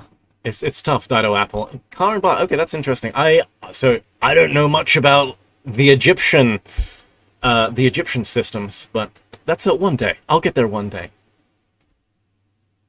Then, the cosmic substances composing the first being food entering into such apparatuses, cosmoses, for the local process of evolution would accomplish their ascent up to their completing transmutation into other higher definite active elements without any obstacle and without any help coming from outside, merely by the process of Harnell Miatznell alone. But now, since the independent functioning of this primordial sacred law has been changed into a definite functioning, the evolution or involution in its changed stopinders must always be dependent upon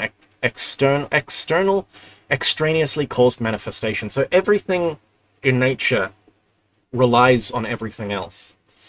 There's one Gurdjieff teacher who says something like, what does an orange tree make?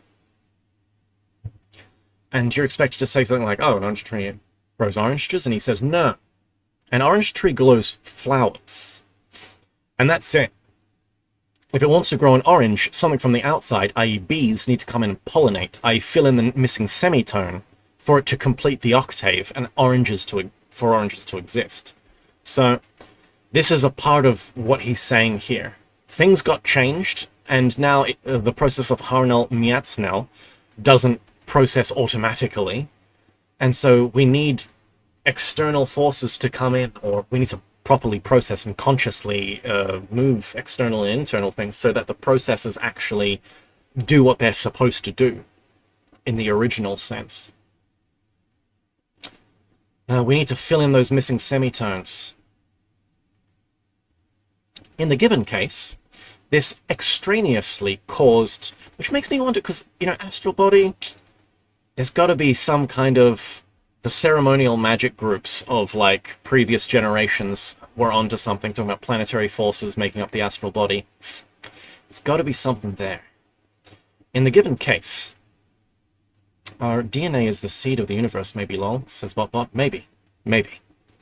In the given case, this extraneously caused help for the complete transmutation of cosmic crystallizations through beings, sorry, I'm just reading the chat.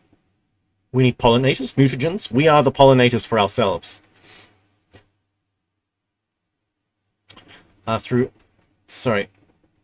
extraneous, well, it's interesting. Are we the pollinators of ourselves, or does a master who already has a bit higher being body come and pollinate us? Not in the sense of a guru, awakening our wife's kundalini, but like, do you kind of need connection with higher man to crystallize a higher being body, or can you just do it one-off reading a book? That's an interesting question. In the given case, this extraneously caused help for the complete transmutation of cosmic crystallizations through the beings into higher crystallizations is the second being food, which has entirely different causes of its arising, and which must actualize entirely different cosmic results. Damn. I will sometimes later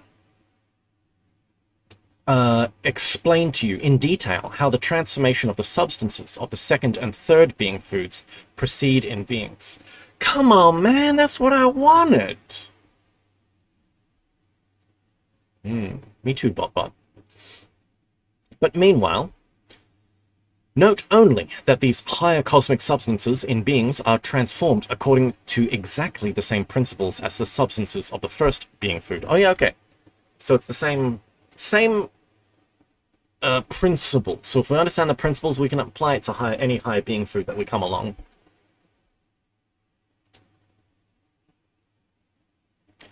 Now, we shall continue to investigate just how, according to the sacred Heptaparaparshinok, the further completing process of the transformation of the substances of their first being food proceeds in the presences of being apparatuses. And so the ordinary first being food is thus gradually transmuted in beings into definite substances called being tetiohari. Okay. Which have in beings, just as of course in your favorites, as the central place of their concentration, both are what are called hemispheres of their head brain. So tetiohari seems to be brain fluid. Further, a part of this being tetiohari, endochrome. Oh my god, it's adrenochrome. Tetiohari is adrenochrome, bro. Gurdjieff knew. Gurdjieff knew what the elite Hasnamusians are trying to do to us. They're trying to steal our tetiohari from us. From both hemispheres of their head brain goes unchanged to serve the planetary body of the given being, but the other part, having in itself all the possibilities for independent evolution, continues to evolve without any help coming from outside and mixing again by means of the process Harnell-Miatsnell. So if we look here, the dough 47, we eat food, it goes into our stomach, turns into mulch, gets turned into nutritions, and then it enters our head. Why there's three layers here is parts of our body, basically. This is our stomach, This is more, you know, kind of our chest, and then here's our head. So, was it do, re, mi, fa, sol? Okay, so yeah, Sol 48 is basically adrenochrome, the Tetiohari. That's what he's saying, and it will continue to go automatically down to C12. Honal Metznel, with previously formed higher substances already present in the beings, it is gradually transmuted into still higher being active elements called Pianjohari. I think I know that guy. And these substances have, as the central place of their concentration in beings, the what is called Cyanurianum, or as your favorites call this part of their planetary body, the cerebellum. So going down back into spinal fluid, which in beings is also located in the head. Just these same substances in beings, according to the fifth deflection of the sacred Heptaparaparshnok, have the free possibility of giving in the manifestations of the common presences of three-brained beings results not similar but opposite to each other. That is why in respect of these being substances, the beings themselves must always be very, very much on their guard in order to avoid undesirable consequences for their entire whole. I have no idea what it tastes like, Dylan. You gotta ask Jeff Bezos. From the cerebellum of beings, a part of these definite substances also goes to serve the planetary body itself. But the other part, passing in a particular way through the nerve nodes of the spine and the breast, is concentrated in the beings of the male sex in what are called testicles. So we're getting to the C12 here. And in the beings of the female sex, in what most of your favorites call ovaries, which are the place of concentration, in the common presences of beings of the being Exiohari, which is for the beings themselves their most sacred possession. You should know that this particular way mentioned is called Trinlvar. Bro used no vowels to make. I know there's an A on the end, but good lord. What is that? T-R-N-L-V? Trinlv. Trinlva.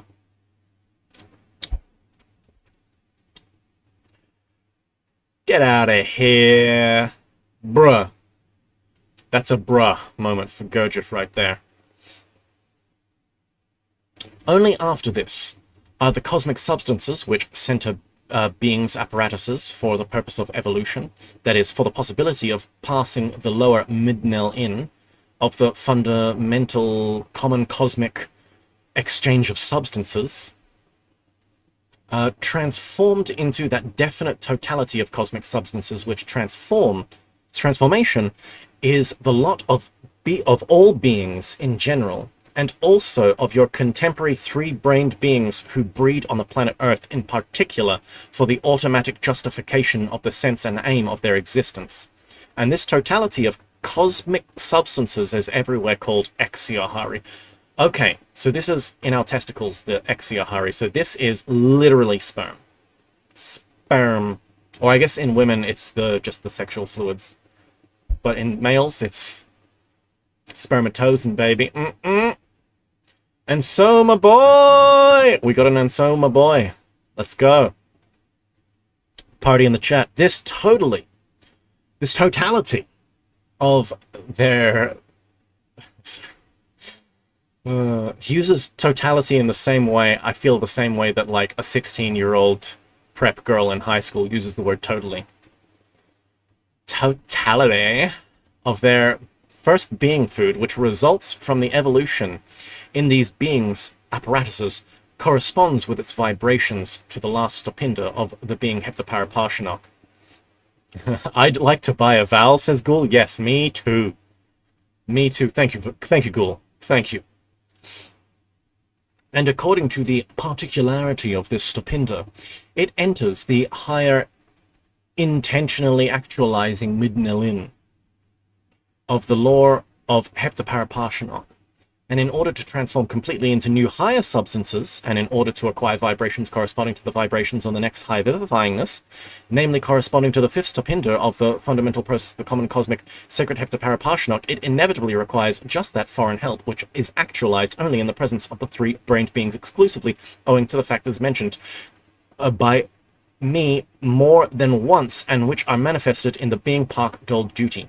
That is owing to just those factors which our common Father, Creator, Endlessness, consented to foreordain to be the means by which certain of the Tetarto cosmoses, as a final result of their serving the purposes of their common cosmic Iran Umanji, might become helpers in the ruling of the enlarged world, and which factors also until now serve as the sole possible means for the assimilation of the cosmic substances required for the coating and perfecting of the higher being bodies, which we at the present time call conscious labors and intentional sufferings.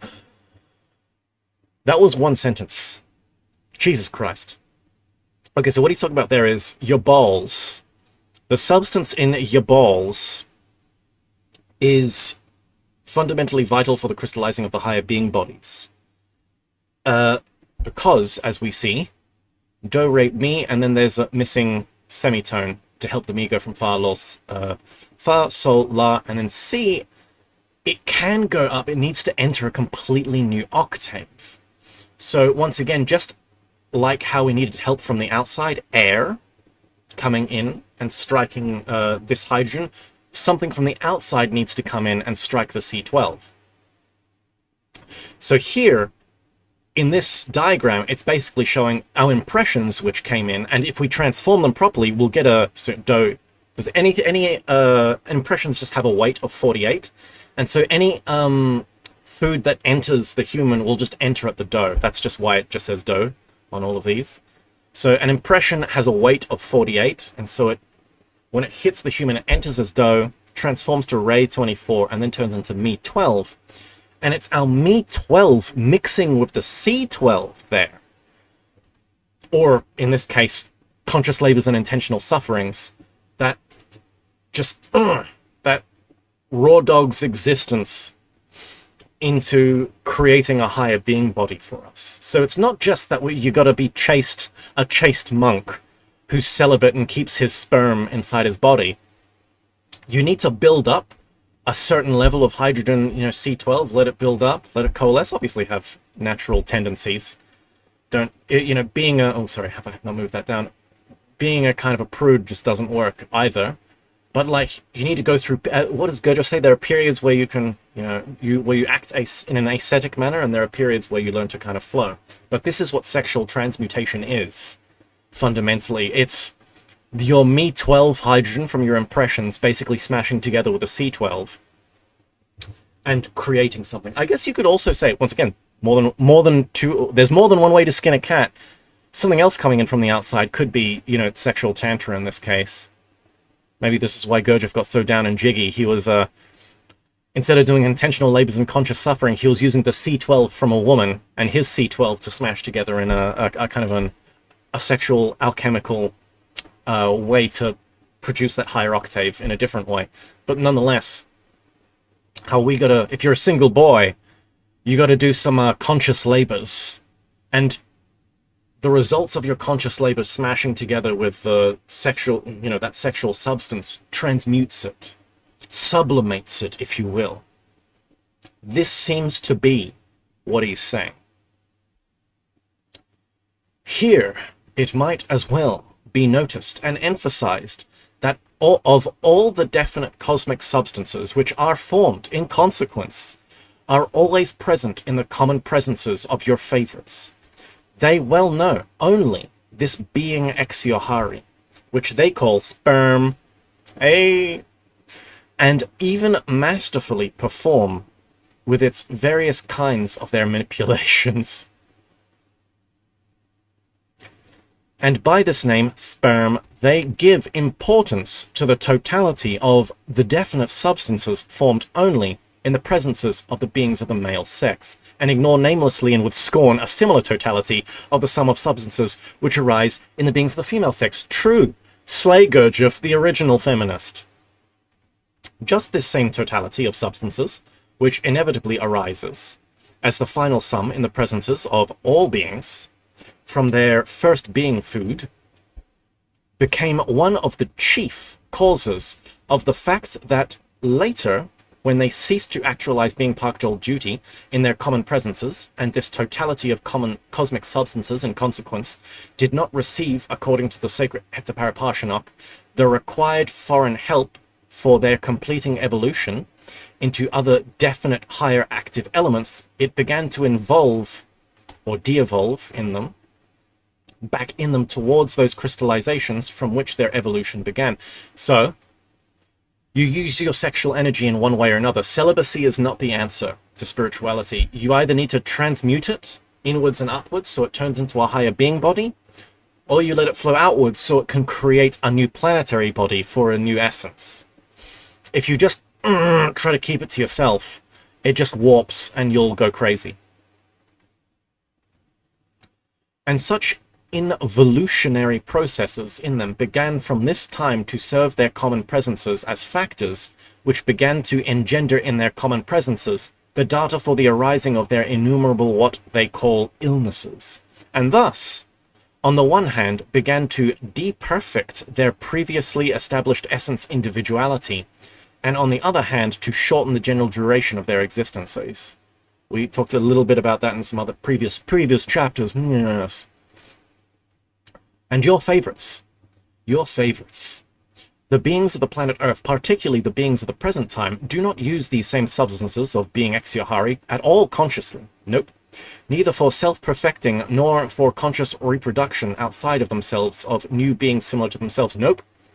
We now have contraceptives and what's the other thing? We have intravenous, what's the test tube babies? One is we've perfected the art of having sex without babies and making babies without sex. We've gone completely crazy in the use of our Exiohari. And these sacred cosmic substances formed in them in such a manner serve either only for the purposes of the most great cosmic Trogo Alter Egocrat, entirely without the participation of their own being consciousness and individual desire, or for the involutionary conception of a new being similar to themselves. So you create babies instead of creating a higher being body, who is without their cognized wish, a distressful result for them from the mixing of these sacred substances of the two opposite sexes, who actualize in themselves two opposite forces of the sacred tree Mazikamno during the satisfaction by them of that function of theirs, which has become, thanks to the inheritance from the ancient Romans, the chief vice of contemporary three-brained beings. What did he say about the Romans? That they all did stuff with sheep, lol? I must sadly remark that the mentioned depraved inherency, already completely fixed in their common presences, is for them, particularly for your contemporary favorites, already an automatically acting means of destroying to their very root even those impulses which sometimes arise in them from manifestations worthy of three-brained beings, and which evoke in them the what is called thirst for being. Huh. Interesting.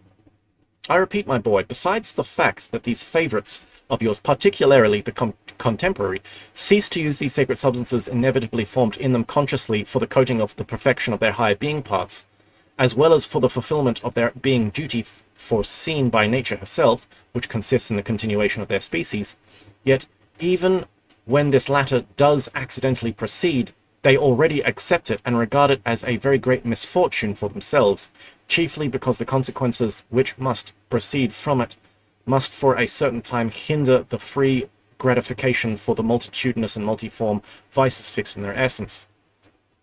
No cooming, guys. We're just edging all the way to the absolute. No fapping all the way to the absolute. If you do some chaos sigil magic, I got bad news for you. If you're wasting your Exiohari, you got to crystallize higher being bodies. That's just where it's at.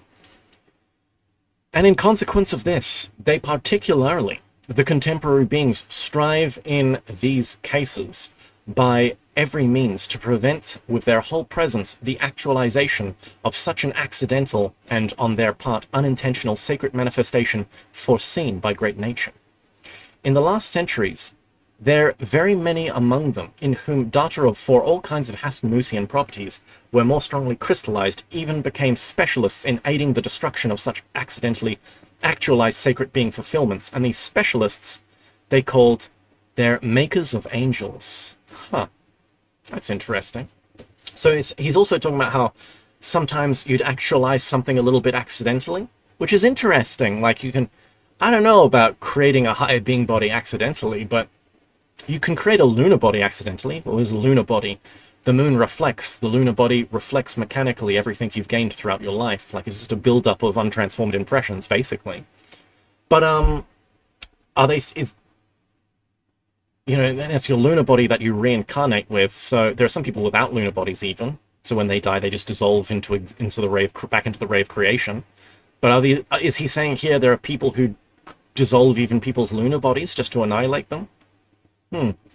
Whereas this same being act, which for your favorites has been turned into their chief vice, constitutes and is considered everywhere in our great universe for beings of all kinds of natures as the most sacred of all divine sacraments. Is he talking about pee-pee? Is he talking about segs? The segs? Every many two-brained and one-brained beings of this same planet, such as, for instance, the beings called their hyenas, cats, wolves, lions, tigers, wild dogs, bagushis?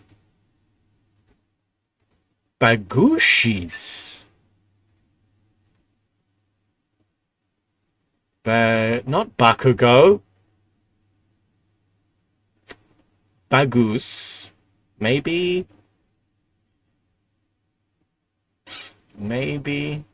Frogs, and so it's maybe a beetle. And many others who have not in their what are called law-confirmable presences any data at all which give the possibility of comparative logic at the present time, still continue, of course, only instinctively to sense this act as sacred. So we sense that the act of sexuality is sacred, but we don't really understand it or how to actually do it properly in a sacred way, I guess.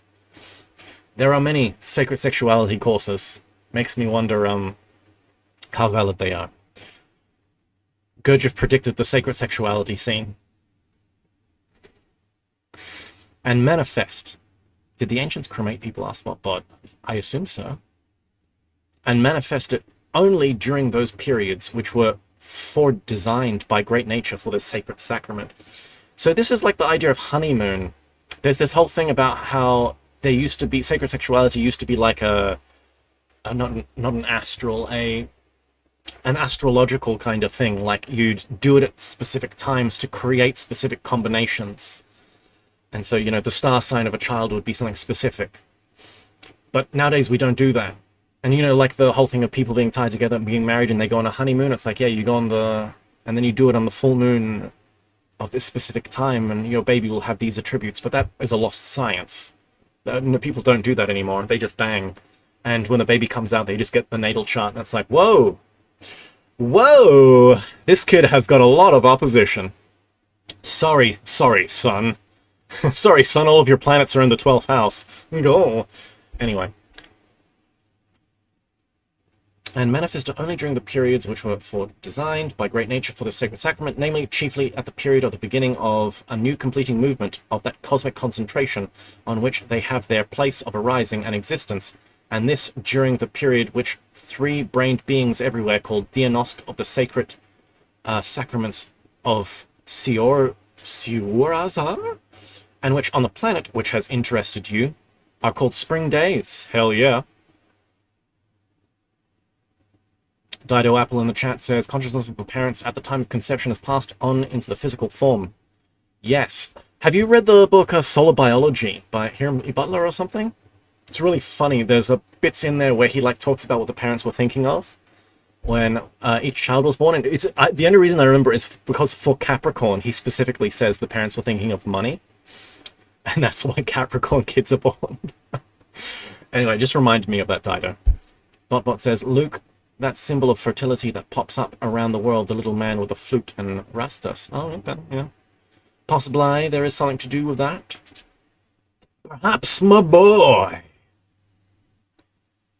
you do not yet know anything about the sacred sacraments of the great Seruazar, Beelzebub asked his grandson. To this question of Beelzebub's, his grandson Hassien replied thus.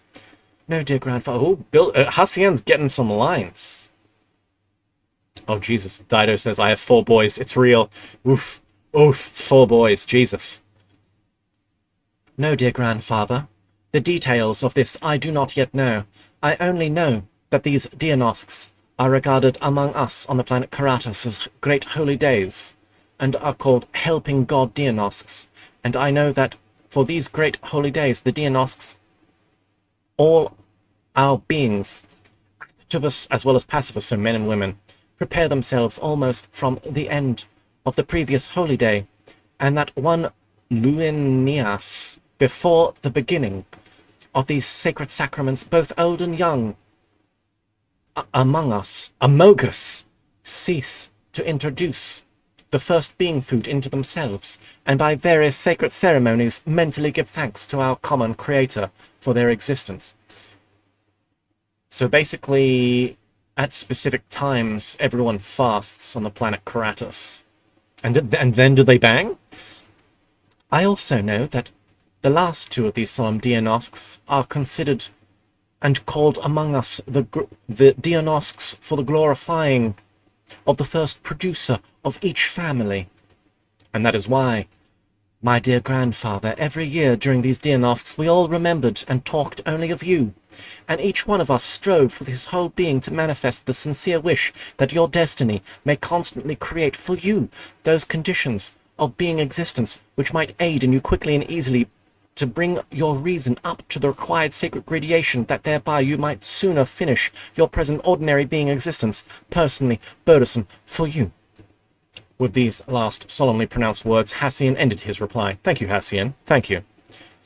Very well, my boy, said Beelzebub. We will talk about the sacred sacrament of Siurazar when we return to our dear Karatas. So people don't bang? What's going on? There I will explain to you sometime in detail where and how the sacred sacrament of Siurazar proceeds with the substances being exiohari for the continuation of one species. Okay. Sounds like Gurdjieff does have some sacred sexuality knowledge then. And on what occasions? And how long did he practice it with Madame Salzman? Sacred incest, fast, and intentional spirit incarnation. Maybe. On what occasions and in what way the mixing and subsequent results of the 2 kinds of exiohari are obtained. One kind is transformed for the affirming principle in those being apparatuses which on our planet, Karatas, are the beings activus, i.e. men, and on your planet are called the beings of male sex. Why does Hassien sound like Oliver Twist? I know, I'm watching Game of Thrones recently, and I like Varys's, intonations. The planet Earth and beings of the male sex, and the other kind is transformed for the denying principle in those beings apparatuses, which among us on the planet Karatas are the beings pacifus, on the planet Earth being the beings of the female sex. So males active, females passive. So is there a reconciling force that takes place in the act of bumping uglies? Does something happen? Is that Hamish in the chat again? Who's sending emojis? Come now, and let us talk about these higher perfected being bodies, that is, about souls. Who came unto this holy planet Purgatory, to which all my foregoing explanations have referred? And so, but no, my boys, from the very beginning, when these higher being parts arose in this way and were perfected in beings of the required sacred gradation of objective being, of objective reason, that is to say, when in accordance with the lower midnel in of the sacred heptaparaparshinok, the body Kesjan was, thanks to the second being food, formed in beings, and in accordance with the higher midnel in of the same sacred lore, the third highest being body was, thanks to the third being food, coated and perfected. And when these completely perfected higher being parts were divided from the lower being parts, then they were deemed worthy to be immediately united with the most holy prime source and began to fulfill their divine foreordained purpose. This continued so right up to that time when that terrifying cosmic event occurred, which, as I have already told you, is now called Toot God Litanical Period.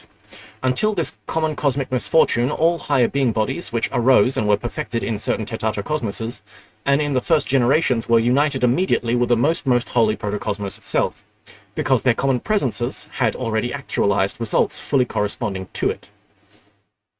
The point is that before this terrifying cosmic event of which I am speaking, the sacred Theomyrtmelogos, which issued from the most holy Sun Absolute, was still in a pure state, without the admixture of any extraneously caused arisings whatsoever with their own subjective properties.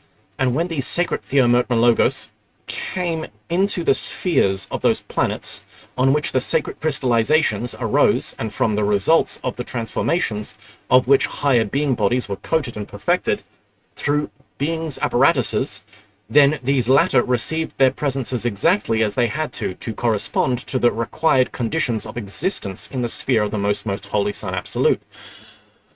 But afterwards, when the mentioned common cosmic misfortune occurred, on account of which the sacred Theomyrtmelogos began to issue from the most holy Sun Absolute with the admixture of the subjective properties of extraneously caused arisings, then from that time these sacred cosmic arisings ceased to have the possibility of corresponding to the required conditions of existence in the sphere of the most holy prime source. Say what? And this, so some higher being bodies that get to the Absolute are just like, no, and they just get ejected. The Absolute is like, no, and they just get ejected from the Absolute. Like, what? What's going on? And this admixture of extraneously caused arisings began to be obtained in the sacred Theomyrtmelogos owing to the following, and I must add, unforeseen causes. When each separate higher perfected being body becomes an independent individual and actualizes in itself its own law of sacred triamazikamno, it begins to emanate similarly to the most holy Sun Absolute, but in miniature. And when many of these perfected independent sacred individuals have been assembled on the most holy Sun Absolute, then between the emanations of the sacred individual and the atmosphere of the most holy Sun Absolute, there was established what is called Okay, help me out with this one, guys. Genotriamazikamnian contact. Oof, I got that. And those results were obtained, which brought on this terrifying misfortune for the higher being perfected parts, of which I've already told you. What?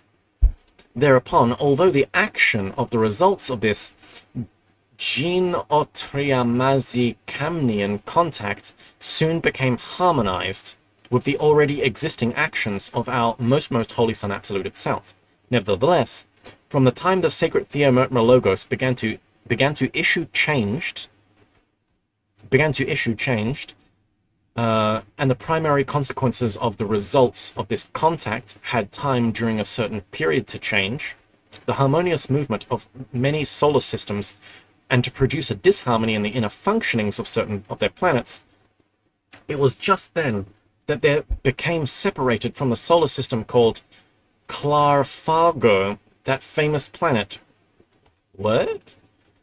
Which exists alone in space and has quite exceptional particularities, and which is at the present time called Remorse of Conscience. Okay, so he's now talking about the creation or the arising of the planets where the Hasnamusians get sent to. This Genotriamazikamnian contact occurred because in the atmosphere itself of the most holy Sun Absolute, various sourced unusual vibrations began, as I've already said, to issue from these higher being bodies, and to unite with the emanations of the most holy Sun Absolute, and together with them also to penetrate everywhere in the megalocosmos, and to reach even to those planets on which higher being bodies will continue to arise in beings. And these unusual vibrations began to be transformed and crystallized together with the sacred Theomyrtmelogos, Okay, so Hasnamusian arisings kind of mess something up, and so they needed to change some things, maybe? And to take part, that's why there is ejections from the Absolute. To take part in the coating of the higher being parts in the beings. And it was from this time on that these sacred arisings began to have in their presences special properties which were obtained from this, that certain manifestations of other parts of the given being, in whom these sacred arisings were coated, began to enter and to be assimilated in the composition of the presences of these higher parts, and to give also very unusual results, which afterwards came to be called, and are called now, sins of the body of the soul. Ooh, so the causal body. This is interesting. It's not necessarily the physical body that sins, the causal body sins. The soul is what's impure. Just these same various results served as cause for this, that these cosmic formations, even if they had in their perfecting reached to the required gradation of objective reason, yet they had ceased to correspond in their common presences to the conditions of existence in the sphere of the most holy protocosmos, and from that time on, they lost the possibility of being deemed worthy to unite themselves with it. Well then, when this helpless position of these higher being bodies, who had become independent cosmic sacred individuals, perfected reason, but who were not corresponding in their presences to the Absolute, first became apparent, our all-loving Creator, being infinitely just and mercifully, quickly began to take all corresponding measures concerning such an unforeseen and sorrowful phenomenon. This is really interesting. So even if you do the work but kind of mess up and you still have like imperfections, God's still going to help a brother out. This grievous phenomenon of these sacred individuals put them indeed in a helpless position, because although having no possibility on account of those mentioned sins in their presences of uniting with the bosom of the prime source of the holy, they at the same time having attained that gradation of the sacred measure of reason, which brings them into subjection to the second grade cosmic law named Tetetzender, had lost the possibility of free existence on the surface of ordinary planets. So they're also kind of like damned. They're not allowed to reincarnate again, but then they can't perfect themselves, and they're like, oh shit, they're just floating in black space. Then among the various divine measures undertaken, there followed his decree to choose the very best planet in the whole of our great megalocosmos, specially to arrange its surface and to leave it for the free further existence of these higher being bodies who were perfected in reason, so that in this way they might receive all the possibilities for self-purification from the undesirable elements which were in their presences. So then, from that time on, this holy planet arose with the name of Purgatory. So Purgatory is actually like a purgatory. And its chief organization and government was undertaken as his own wish by our all-quarters maintainer, the great archcherub Helkgematios. The same Helkgematios who, after the creation of the world, first merited the sacred anclad, that is first acquired that degree of reason which alone it is in general possible for an independent individual, whatever his nature, to attain, and which is third in degree after the absolute reason of our endlessness. Ooh, hello. Archcherub Helkgamatos is the third smartest boy in the entire universe, only behind, like, I guess Christ and God. Damn. That's pretty hot. That's pretty hot. Although this holy planet Purgatory, this holy planet is indeed the very best in every respect, as you have seen yourself, and everything on its exterior is exclusively of such a kind that it is always perceived by each independent individual, as I have already said, iskolun isinernly, that it is beautifully delightful, yet to those perfected higher being bodies existing there, this is of no account, since they are always deeply absorbed in their intense work in purifying themselves from those undesirable elements which have entered their presences from causes totally foreign to their individuality. So the Holy Planet Purgatory is a paradise planet where people who have achieved causal body and objective reason go, but who still have imperfections in them. And they basically just go there and perfect themselves. Sounds pretty based. Sounds pretty based. In the common presences of these unfortunate higher being bodies, now existing on this holy planet, perfected in reason to the highest limit attainable by our ordinary higher cosmic individuals, there is only this single datum, which sometimes engenders in them the impulse of hope, and that is that they may at some time purify themselves and obtain the happiness of uniting with and becoming a part of that greatness, which our omnipotent, all-just common Father Endlessness actualizes for the welfare and happiness of everything existing in our great megalocosmos. Woo! I think we've just got 10 pages left, guys. Here, it is interesting to notice. Exactly, spiritual rehab for cosmic beings. Here it is interesting to notice that almost all three-brained beings arising on all the various planets of our great megalocosmos either know or instinctively sense the holy planet Purgatory. It is only the three-brained beings arising on your planet who do not know of it. Huh.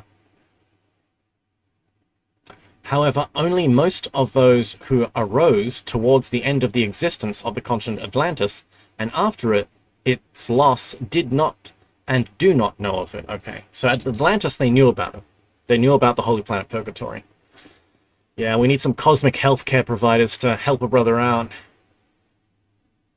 As soon as all the three-brain beings of our megalocosmos, without distinction of exterior coating, acquire any degree of self-awareness, they already begin consciously or instinctively to dream of going on to that holy planet in order, later, to have the happiness to become a particle of the greatness, the blending, with which must sooner or later be the lot of every already arisen essence and the three-brained beings who have attained to an already greater self-awareness, always eagerly and even joyfully permit, during their ordinary being existence, for the realization of these dreams of theirs. Those cruising like a missile, oof. Those unpleasantnesses to the presences which proceed from the acceptive privations to their planetary body, because such beings already well understand and instinctively feel that this lower being body of theirs is in their own sacred lore of a tria mazicamnos.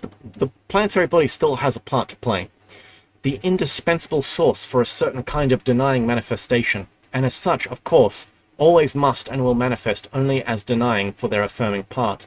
That is, that the manifestation of this lower part of theirs must obligatorily be always opposite to what is required for them by their higher being part. In other words, every wish of the planetary body is taken as undesirable for the higher divine part, which has to be coated and perfected. So does that mean like food and like you know, and sex? Are those desires of the planetary body? What about like playing the new Elden Ring expansion? Is that a desire of the planetary body, or is that an astral body desire? Because I don't know, man. Are they gonna have like gaming systems in planetary planet purgatory? Like, what's up?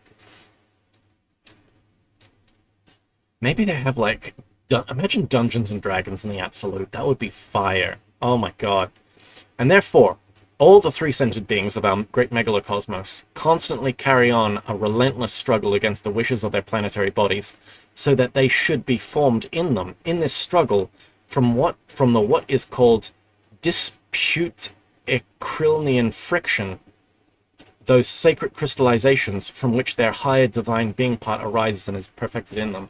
So you have an affirming part and a denying part, and the friction between them, the friction between the body and the soul, actually creates like sparks that help with crystallization. So you're being in a body and being like, why is this body so weak and filled with desires? It's there. It's like, that's a part of the thing. If you didn't have that, then you wouldn't be able to create enough friction to actually do the work. In this constant struggle of theirs, the equilibrating harmonizing principle is their second being body, which in their own individual law of Trimazi Kamna represents the neutralizing force, and therefore the second being part always remains indifferent to their mechanical manifestations. But for all their active manifestations, pardon me, it always tends, according to the second grade cosmic law, Urdek. Oh my god. Urdek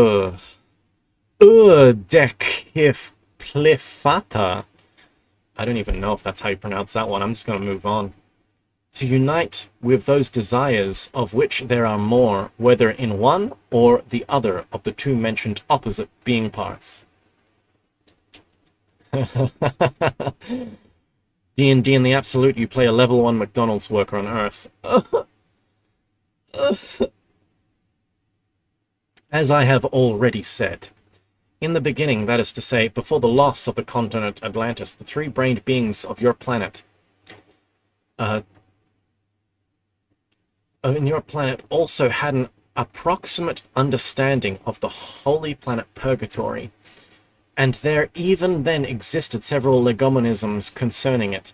And after the loss of that continent, certain partial legomenisms concerning this holy planet Purgatory also survived through learned beings of that time, who were by chance saved and began to be transmitted there from generation to generation. But later, when in the psyche of these strange three-brained beings, the peculiar illness of theirs, which I characterized by the words to wiseacre, began to arise, then they began their wiseacrings with this partial information which had reached them. And from this partial authentic information concerning the holy planet Purgatory, there began to be formed and to be fixed in the psyche of beings of subsequent generations data for engendering such representations and understandings as are ideally defined by a certain exclamation of our highly esteemed incomparable Mullah Nasr ad-Din, which consists of the following being consonants.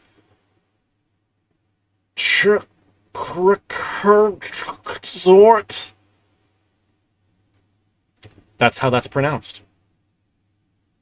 And as for those partial legomenisms concerning the holy planet which continue to be transmuted from generation to generation through genuine initiates, there they had reached unchanged to a very recent epoch, that is, to what is called the Babylonian epoch, also began owing to what I called the agitation of the mind, which then seized everyone, and which arose in this Babylon, as I have already related to you, on account of learned beings there of new formations, who had various inherencies unbecoming to three-brained beings, and to be gradually distorted and ultimately completely, as it is said, to wither. The point is, I'm about to wither, Jesus Christ. The point is that in spite of the fact that the initiates of that epoch were still relatively normal responsible beings, who did not easily change their ideals, as is done there at the present time by the majority of contemporary beings, just as they themselves express it, the London poo-poo clee, what? Changed their gloves, yet during this period, the psychosis which seized all these strange three-brained beings of finding out at whatever cost whether they had a soul and whether it was immortal was so strong and widespread that this unhealthy need of their psyche stirred and infected the minds of even the genuine initiates there, and they, having fallen under the influence of this psychosis, mixed into the legomenisms concerning the holy planet Purgatory, and handed down such a chabur that the tale of our Lucifer from pleasurable emotion turned a shade of what is called the color tanga. So even Lucifer was impressed. So my doge came into the room. The confusion of the minds of the initiated beings of the planet Earth of that time occurred, in my opinion, chiefly because of that beautiful theory of Babylon, of the Babylonian dualists,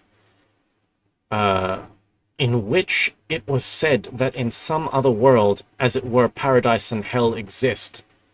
Just these same two expressions, namely paradise and hell, served, in my opinion, as the cause of all the subsequent twaddle.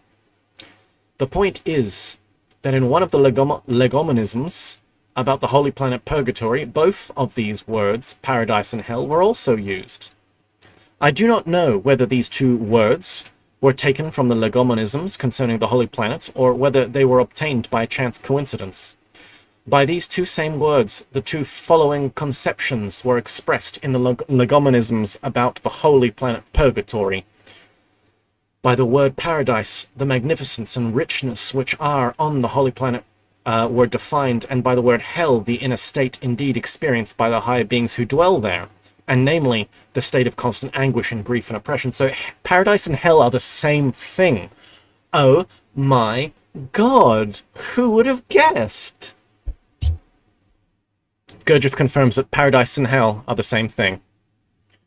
And in one of the legomenisms, the causes for this state of theirs were even explained in detail. That is, that the higher being parts, or souls, have ultimately fallen after inexpressible consciously suffering labors onto this holy planet, and having seen and understood the reality and significance of everything existing, and chiefly seeing our common Father, endlessness himself, so near and so often, have become aware that on account of the undesirable elements present in them, they are still unable to help him in the fulfillment of his most sacred tasks for the good of our whole megalocosmos. So they're probably just feeling real bad, like, Dad, I'm sorry. I'm trying. I got the black lung, Daddy. And so these two words then evidently were just the causes why the poor initiates of that time were infected by the general psychosis, imagined that the same things were talked of in that fantastic, beautiful theory of the Babylonian future Hasnamuses, yeah, but only in greater detail. And they began half-consciously to insert certain details of this fantastic theory into the legomenisms concerning the holy planet, and afterwards these informations, passing from generation to generation, blossomed out with the additions of these fancies, which again our dear Mullah Nasruddin expressed by the one word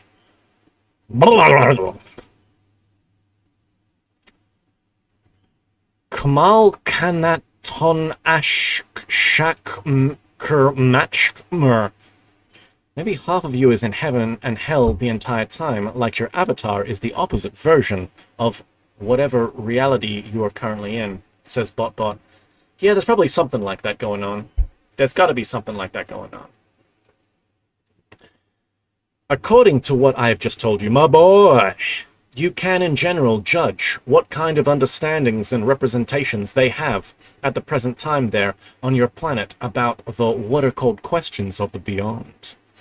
It can truly be said that if these understandings and notions of your eccentrics about their questions of the beyond were heard by our hens, they would begin to laugh so hard that the same thing might happen to them from their laughter as happens there among your favorites of what is called castor oil. What? Does castor oil get you high? Or do you shit yourself or something? Is that what he's saying? For a better sensing and cognizing, and the same time, for a better fairy-like illumination of the meaning of these expressions, which I just used, hen's laughter and castor oil, I must tell you about some other consequences which flowed from always the same cunning wiseacring of these favorites of yours. In this case, concerning the question of the being Exiohari, the more so, since the knowledge about this will give you additional data for elucidating, by a concrete example, certain particularities, which I have already explained to you of the fundamental cosmic sacred law of Heptaparapashana. After the loss of the continent Atlantis, R.I.P., never forget, certain knowledge concerning the origin and significance of this same being Exiohari also survived, and this knowledge also... Oh, that's not interesting. Ghoul in the chat, hen's laughter and castor oil, shits and giggles? Maybe. Maybe. Also began to pass from generation to generation. Okay. And so, about 30 or 35 of their centuries ago, when after a big process of reciprocal destruction, think that's the fall of Troy, the majority of them, again, began, as it usually happens there in general after these terrifying excesses, often to see reality and to be less satisfied with the conditions of their ordinary existence. It so happened that the surviving fragments of the knowledge concerning the significance of being Exiohari reached in their authentic form to certain of them who had particularly strongly sensed the emptiness of their existence and who had begun to seek possibilities by which they could somehow fill up this emptiness. In these, though fragmentary yet nevertheless authentic informations, it was very convincingly indicated that by means of this substance, Exiohari, or sperm formed in them, it was possible to perfect oneself. But unfortunately for them, there were no indications in this information which had survived and reached them, what and how precisely this had to be done. Blue Eyes in the chat, castor oil helps them caster a better spells. Catholics of holy oil. Oh, you deleted your message, Blue Eyes. Then certain of them began to think and to strive persistently, somehow to understand what was necessary to be done in order by means of these substances inevitably formed in their presences to struggle for self-perfection. The result of these serious ponderings of theirs was that the conviction at first arose in them that this self-perfection could probably be actualized by itself, by abstaining from the ejection from oneself in the customary manner of these substances formed in them called sperm.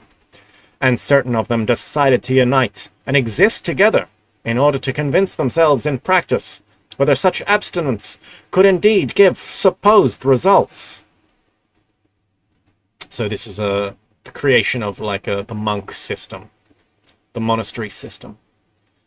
However hard these same beings of your planet were first interested in this question, strove to get clear about it, they arrived at nothing. So we didn't retrieve it. And it was only the second generation of them who ultimately, after long conscious observations and intense active meditations, categorically understood that this was indeed possible exclusively only on the condition of a ceaseless fulfillment of being Park-Dole duty. And those of them, beings of the said generation, as well as certain of the subsequent 2 generations, who began seriously to actualize this, did indeed attain the expected results. Oh my god. Sorry, I'm just melting. Just tripping balls. But already the 4th generation of those beings who were first interested in this question, and who were followers not from essence conviction, but from a property called to imitate, monkey see, monkey do, which had by that time also become inherent in the terrestrial 3-braid beings, also began to exist together, and to do so, as it were, the same thing.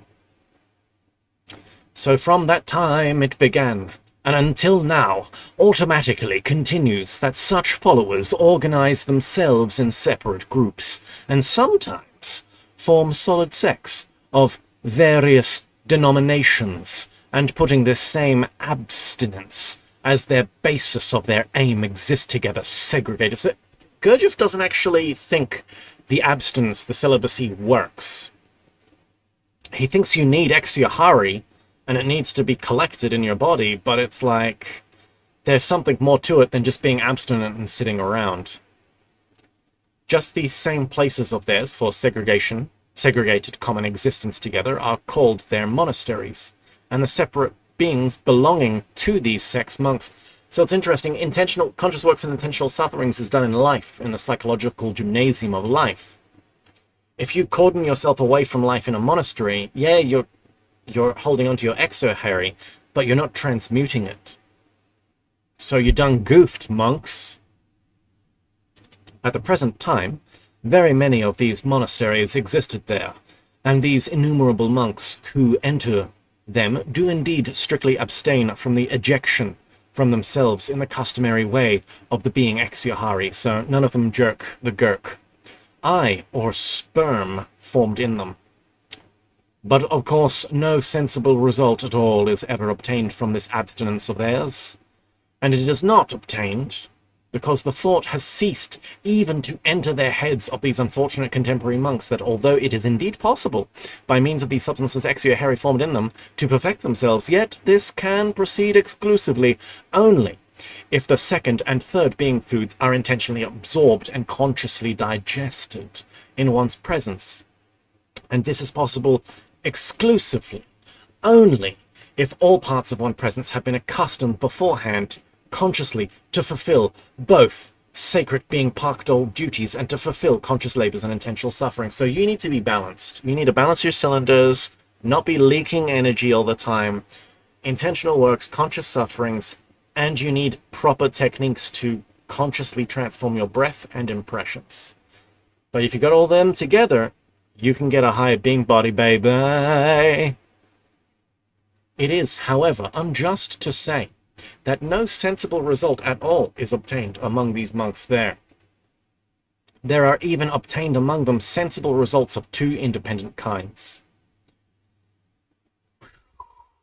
So that you may understand why these mentioned two independent kinds of results are obtained among the contemporary abstaining monks, I must repeat to you once again that according to the fundamental cosmic sacred law of Heptaparaparshinok, if everything in general existing in our megalocosmos, the great as well as the small, does not receive in the process of evolution at the time of its passing through both midnell inns of the sacred Heptaparaparshinok corresponding foreign help coming from outside, then it begins to involute, de-evolve back to those definite states from which it began its evolution. Very interesting.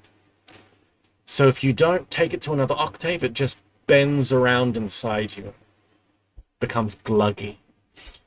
The same course proceeds with the definite cosmic substances which are formed in the presences of these same terrestrial abstaining monks.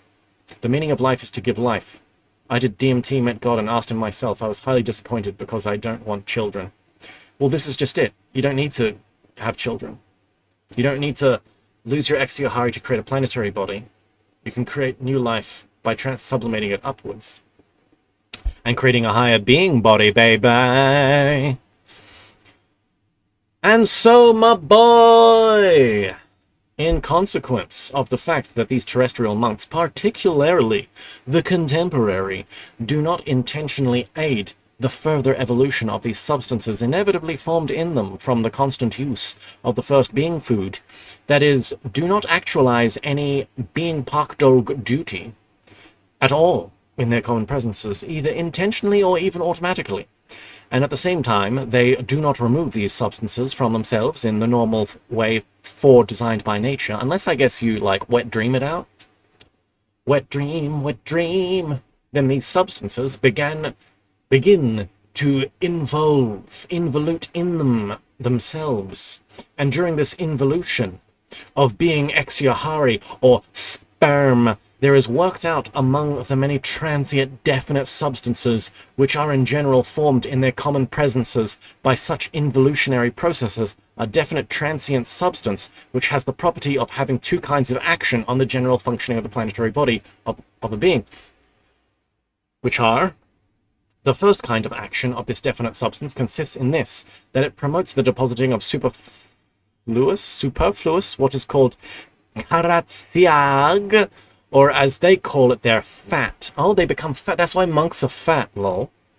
And its second kind of action promotes the arising and the dispersing over the whole of the planetary body of what are called poisonous Gurian vibrations. This is what creates incels. This is why incels are the way they are.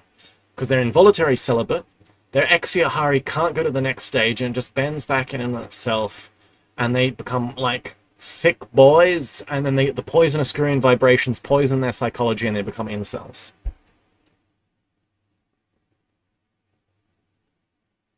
The consequence of all of this is that in the first case, these terrestrial abstaining monks become extraordinarily, as it is usually said, they're fat, and sometimes one indeed meets among these fat monk specimens with such an abundant deposit of fat that they could give many points to that form of being there which they expressly fatten in order to increase this same fat in their planetary bodies, in this form of being they call their pig. Ooh. And in the second case, on the contrary, these abstaining monks become, as it is usually said there, meager thin, and the action of the poisonous Skurian vibrations which penetrate through them is chiefly evident in their general psyche, which becomes sharply dual, and the manifestations of which are divided into two diametrically opposite kinds. The outer, visible for show, sensed by everyone and around them, and inner and hidden, which the ordinary beings there, especially the contemporary, are entirely incapable of ascertaining or perceiving, namely, in their outer visible manifestations, these poisonous Skurian monks appear to be what your favorites would express as bigots of a high degree. So these are the douchebag monks that will burn someone at the stake for having the wrong shoes. I mean, in their hidden inner manifestations, not shown to others, what your favorites would call expert cynics, also of a high degree. As regards the causes why poisonous Skurian vibrations are obtained among certain of the abstaining monks from the involutionary process of the exyahari instead of the deposit of fat, there even so you either get happy jolly fat monks or you get thin evil monks. There, this is why you get like thin evil incels, or you get like fat simps who are just like, believe all women are queens, and then if she breathes, she's a thought. There even exists on one very detailed theory there about this, worked out by a certain, as they are called, Catholic monks, who several centuries ago proved in great detail that this proceeds because in the first year of their existence, these same thin monks very zealously occupied themselves with that occupation from which pimples, known even to medicine, there generally appear on the faces of young beings there. For a full representation of the understanding concerning the significance of the kind of abstinence among contemporary monks there, it remains for me to add that of which I became convinced during my last sojourn there among them, and namely that already, thanks only to these consequences flowing from the involutionary process of the exyahari, the fixation of various consequences of the properties of the organ kundabuffa in the common presences of these unfortunate terrestrial abstaining monks has become greatly facilitated and has in consequence increased. At this point in the narrative, Beelzebub was interrupted by the ship's servant, who gave him a liet uchambros, which he put in his ear and began to listen to its contents. So, a telephone. Someone sent him a voicemail. Oh, my God. We made it. We made it. Y'all, we made it. Oh my God.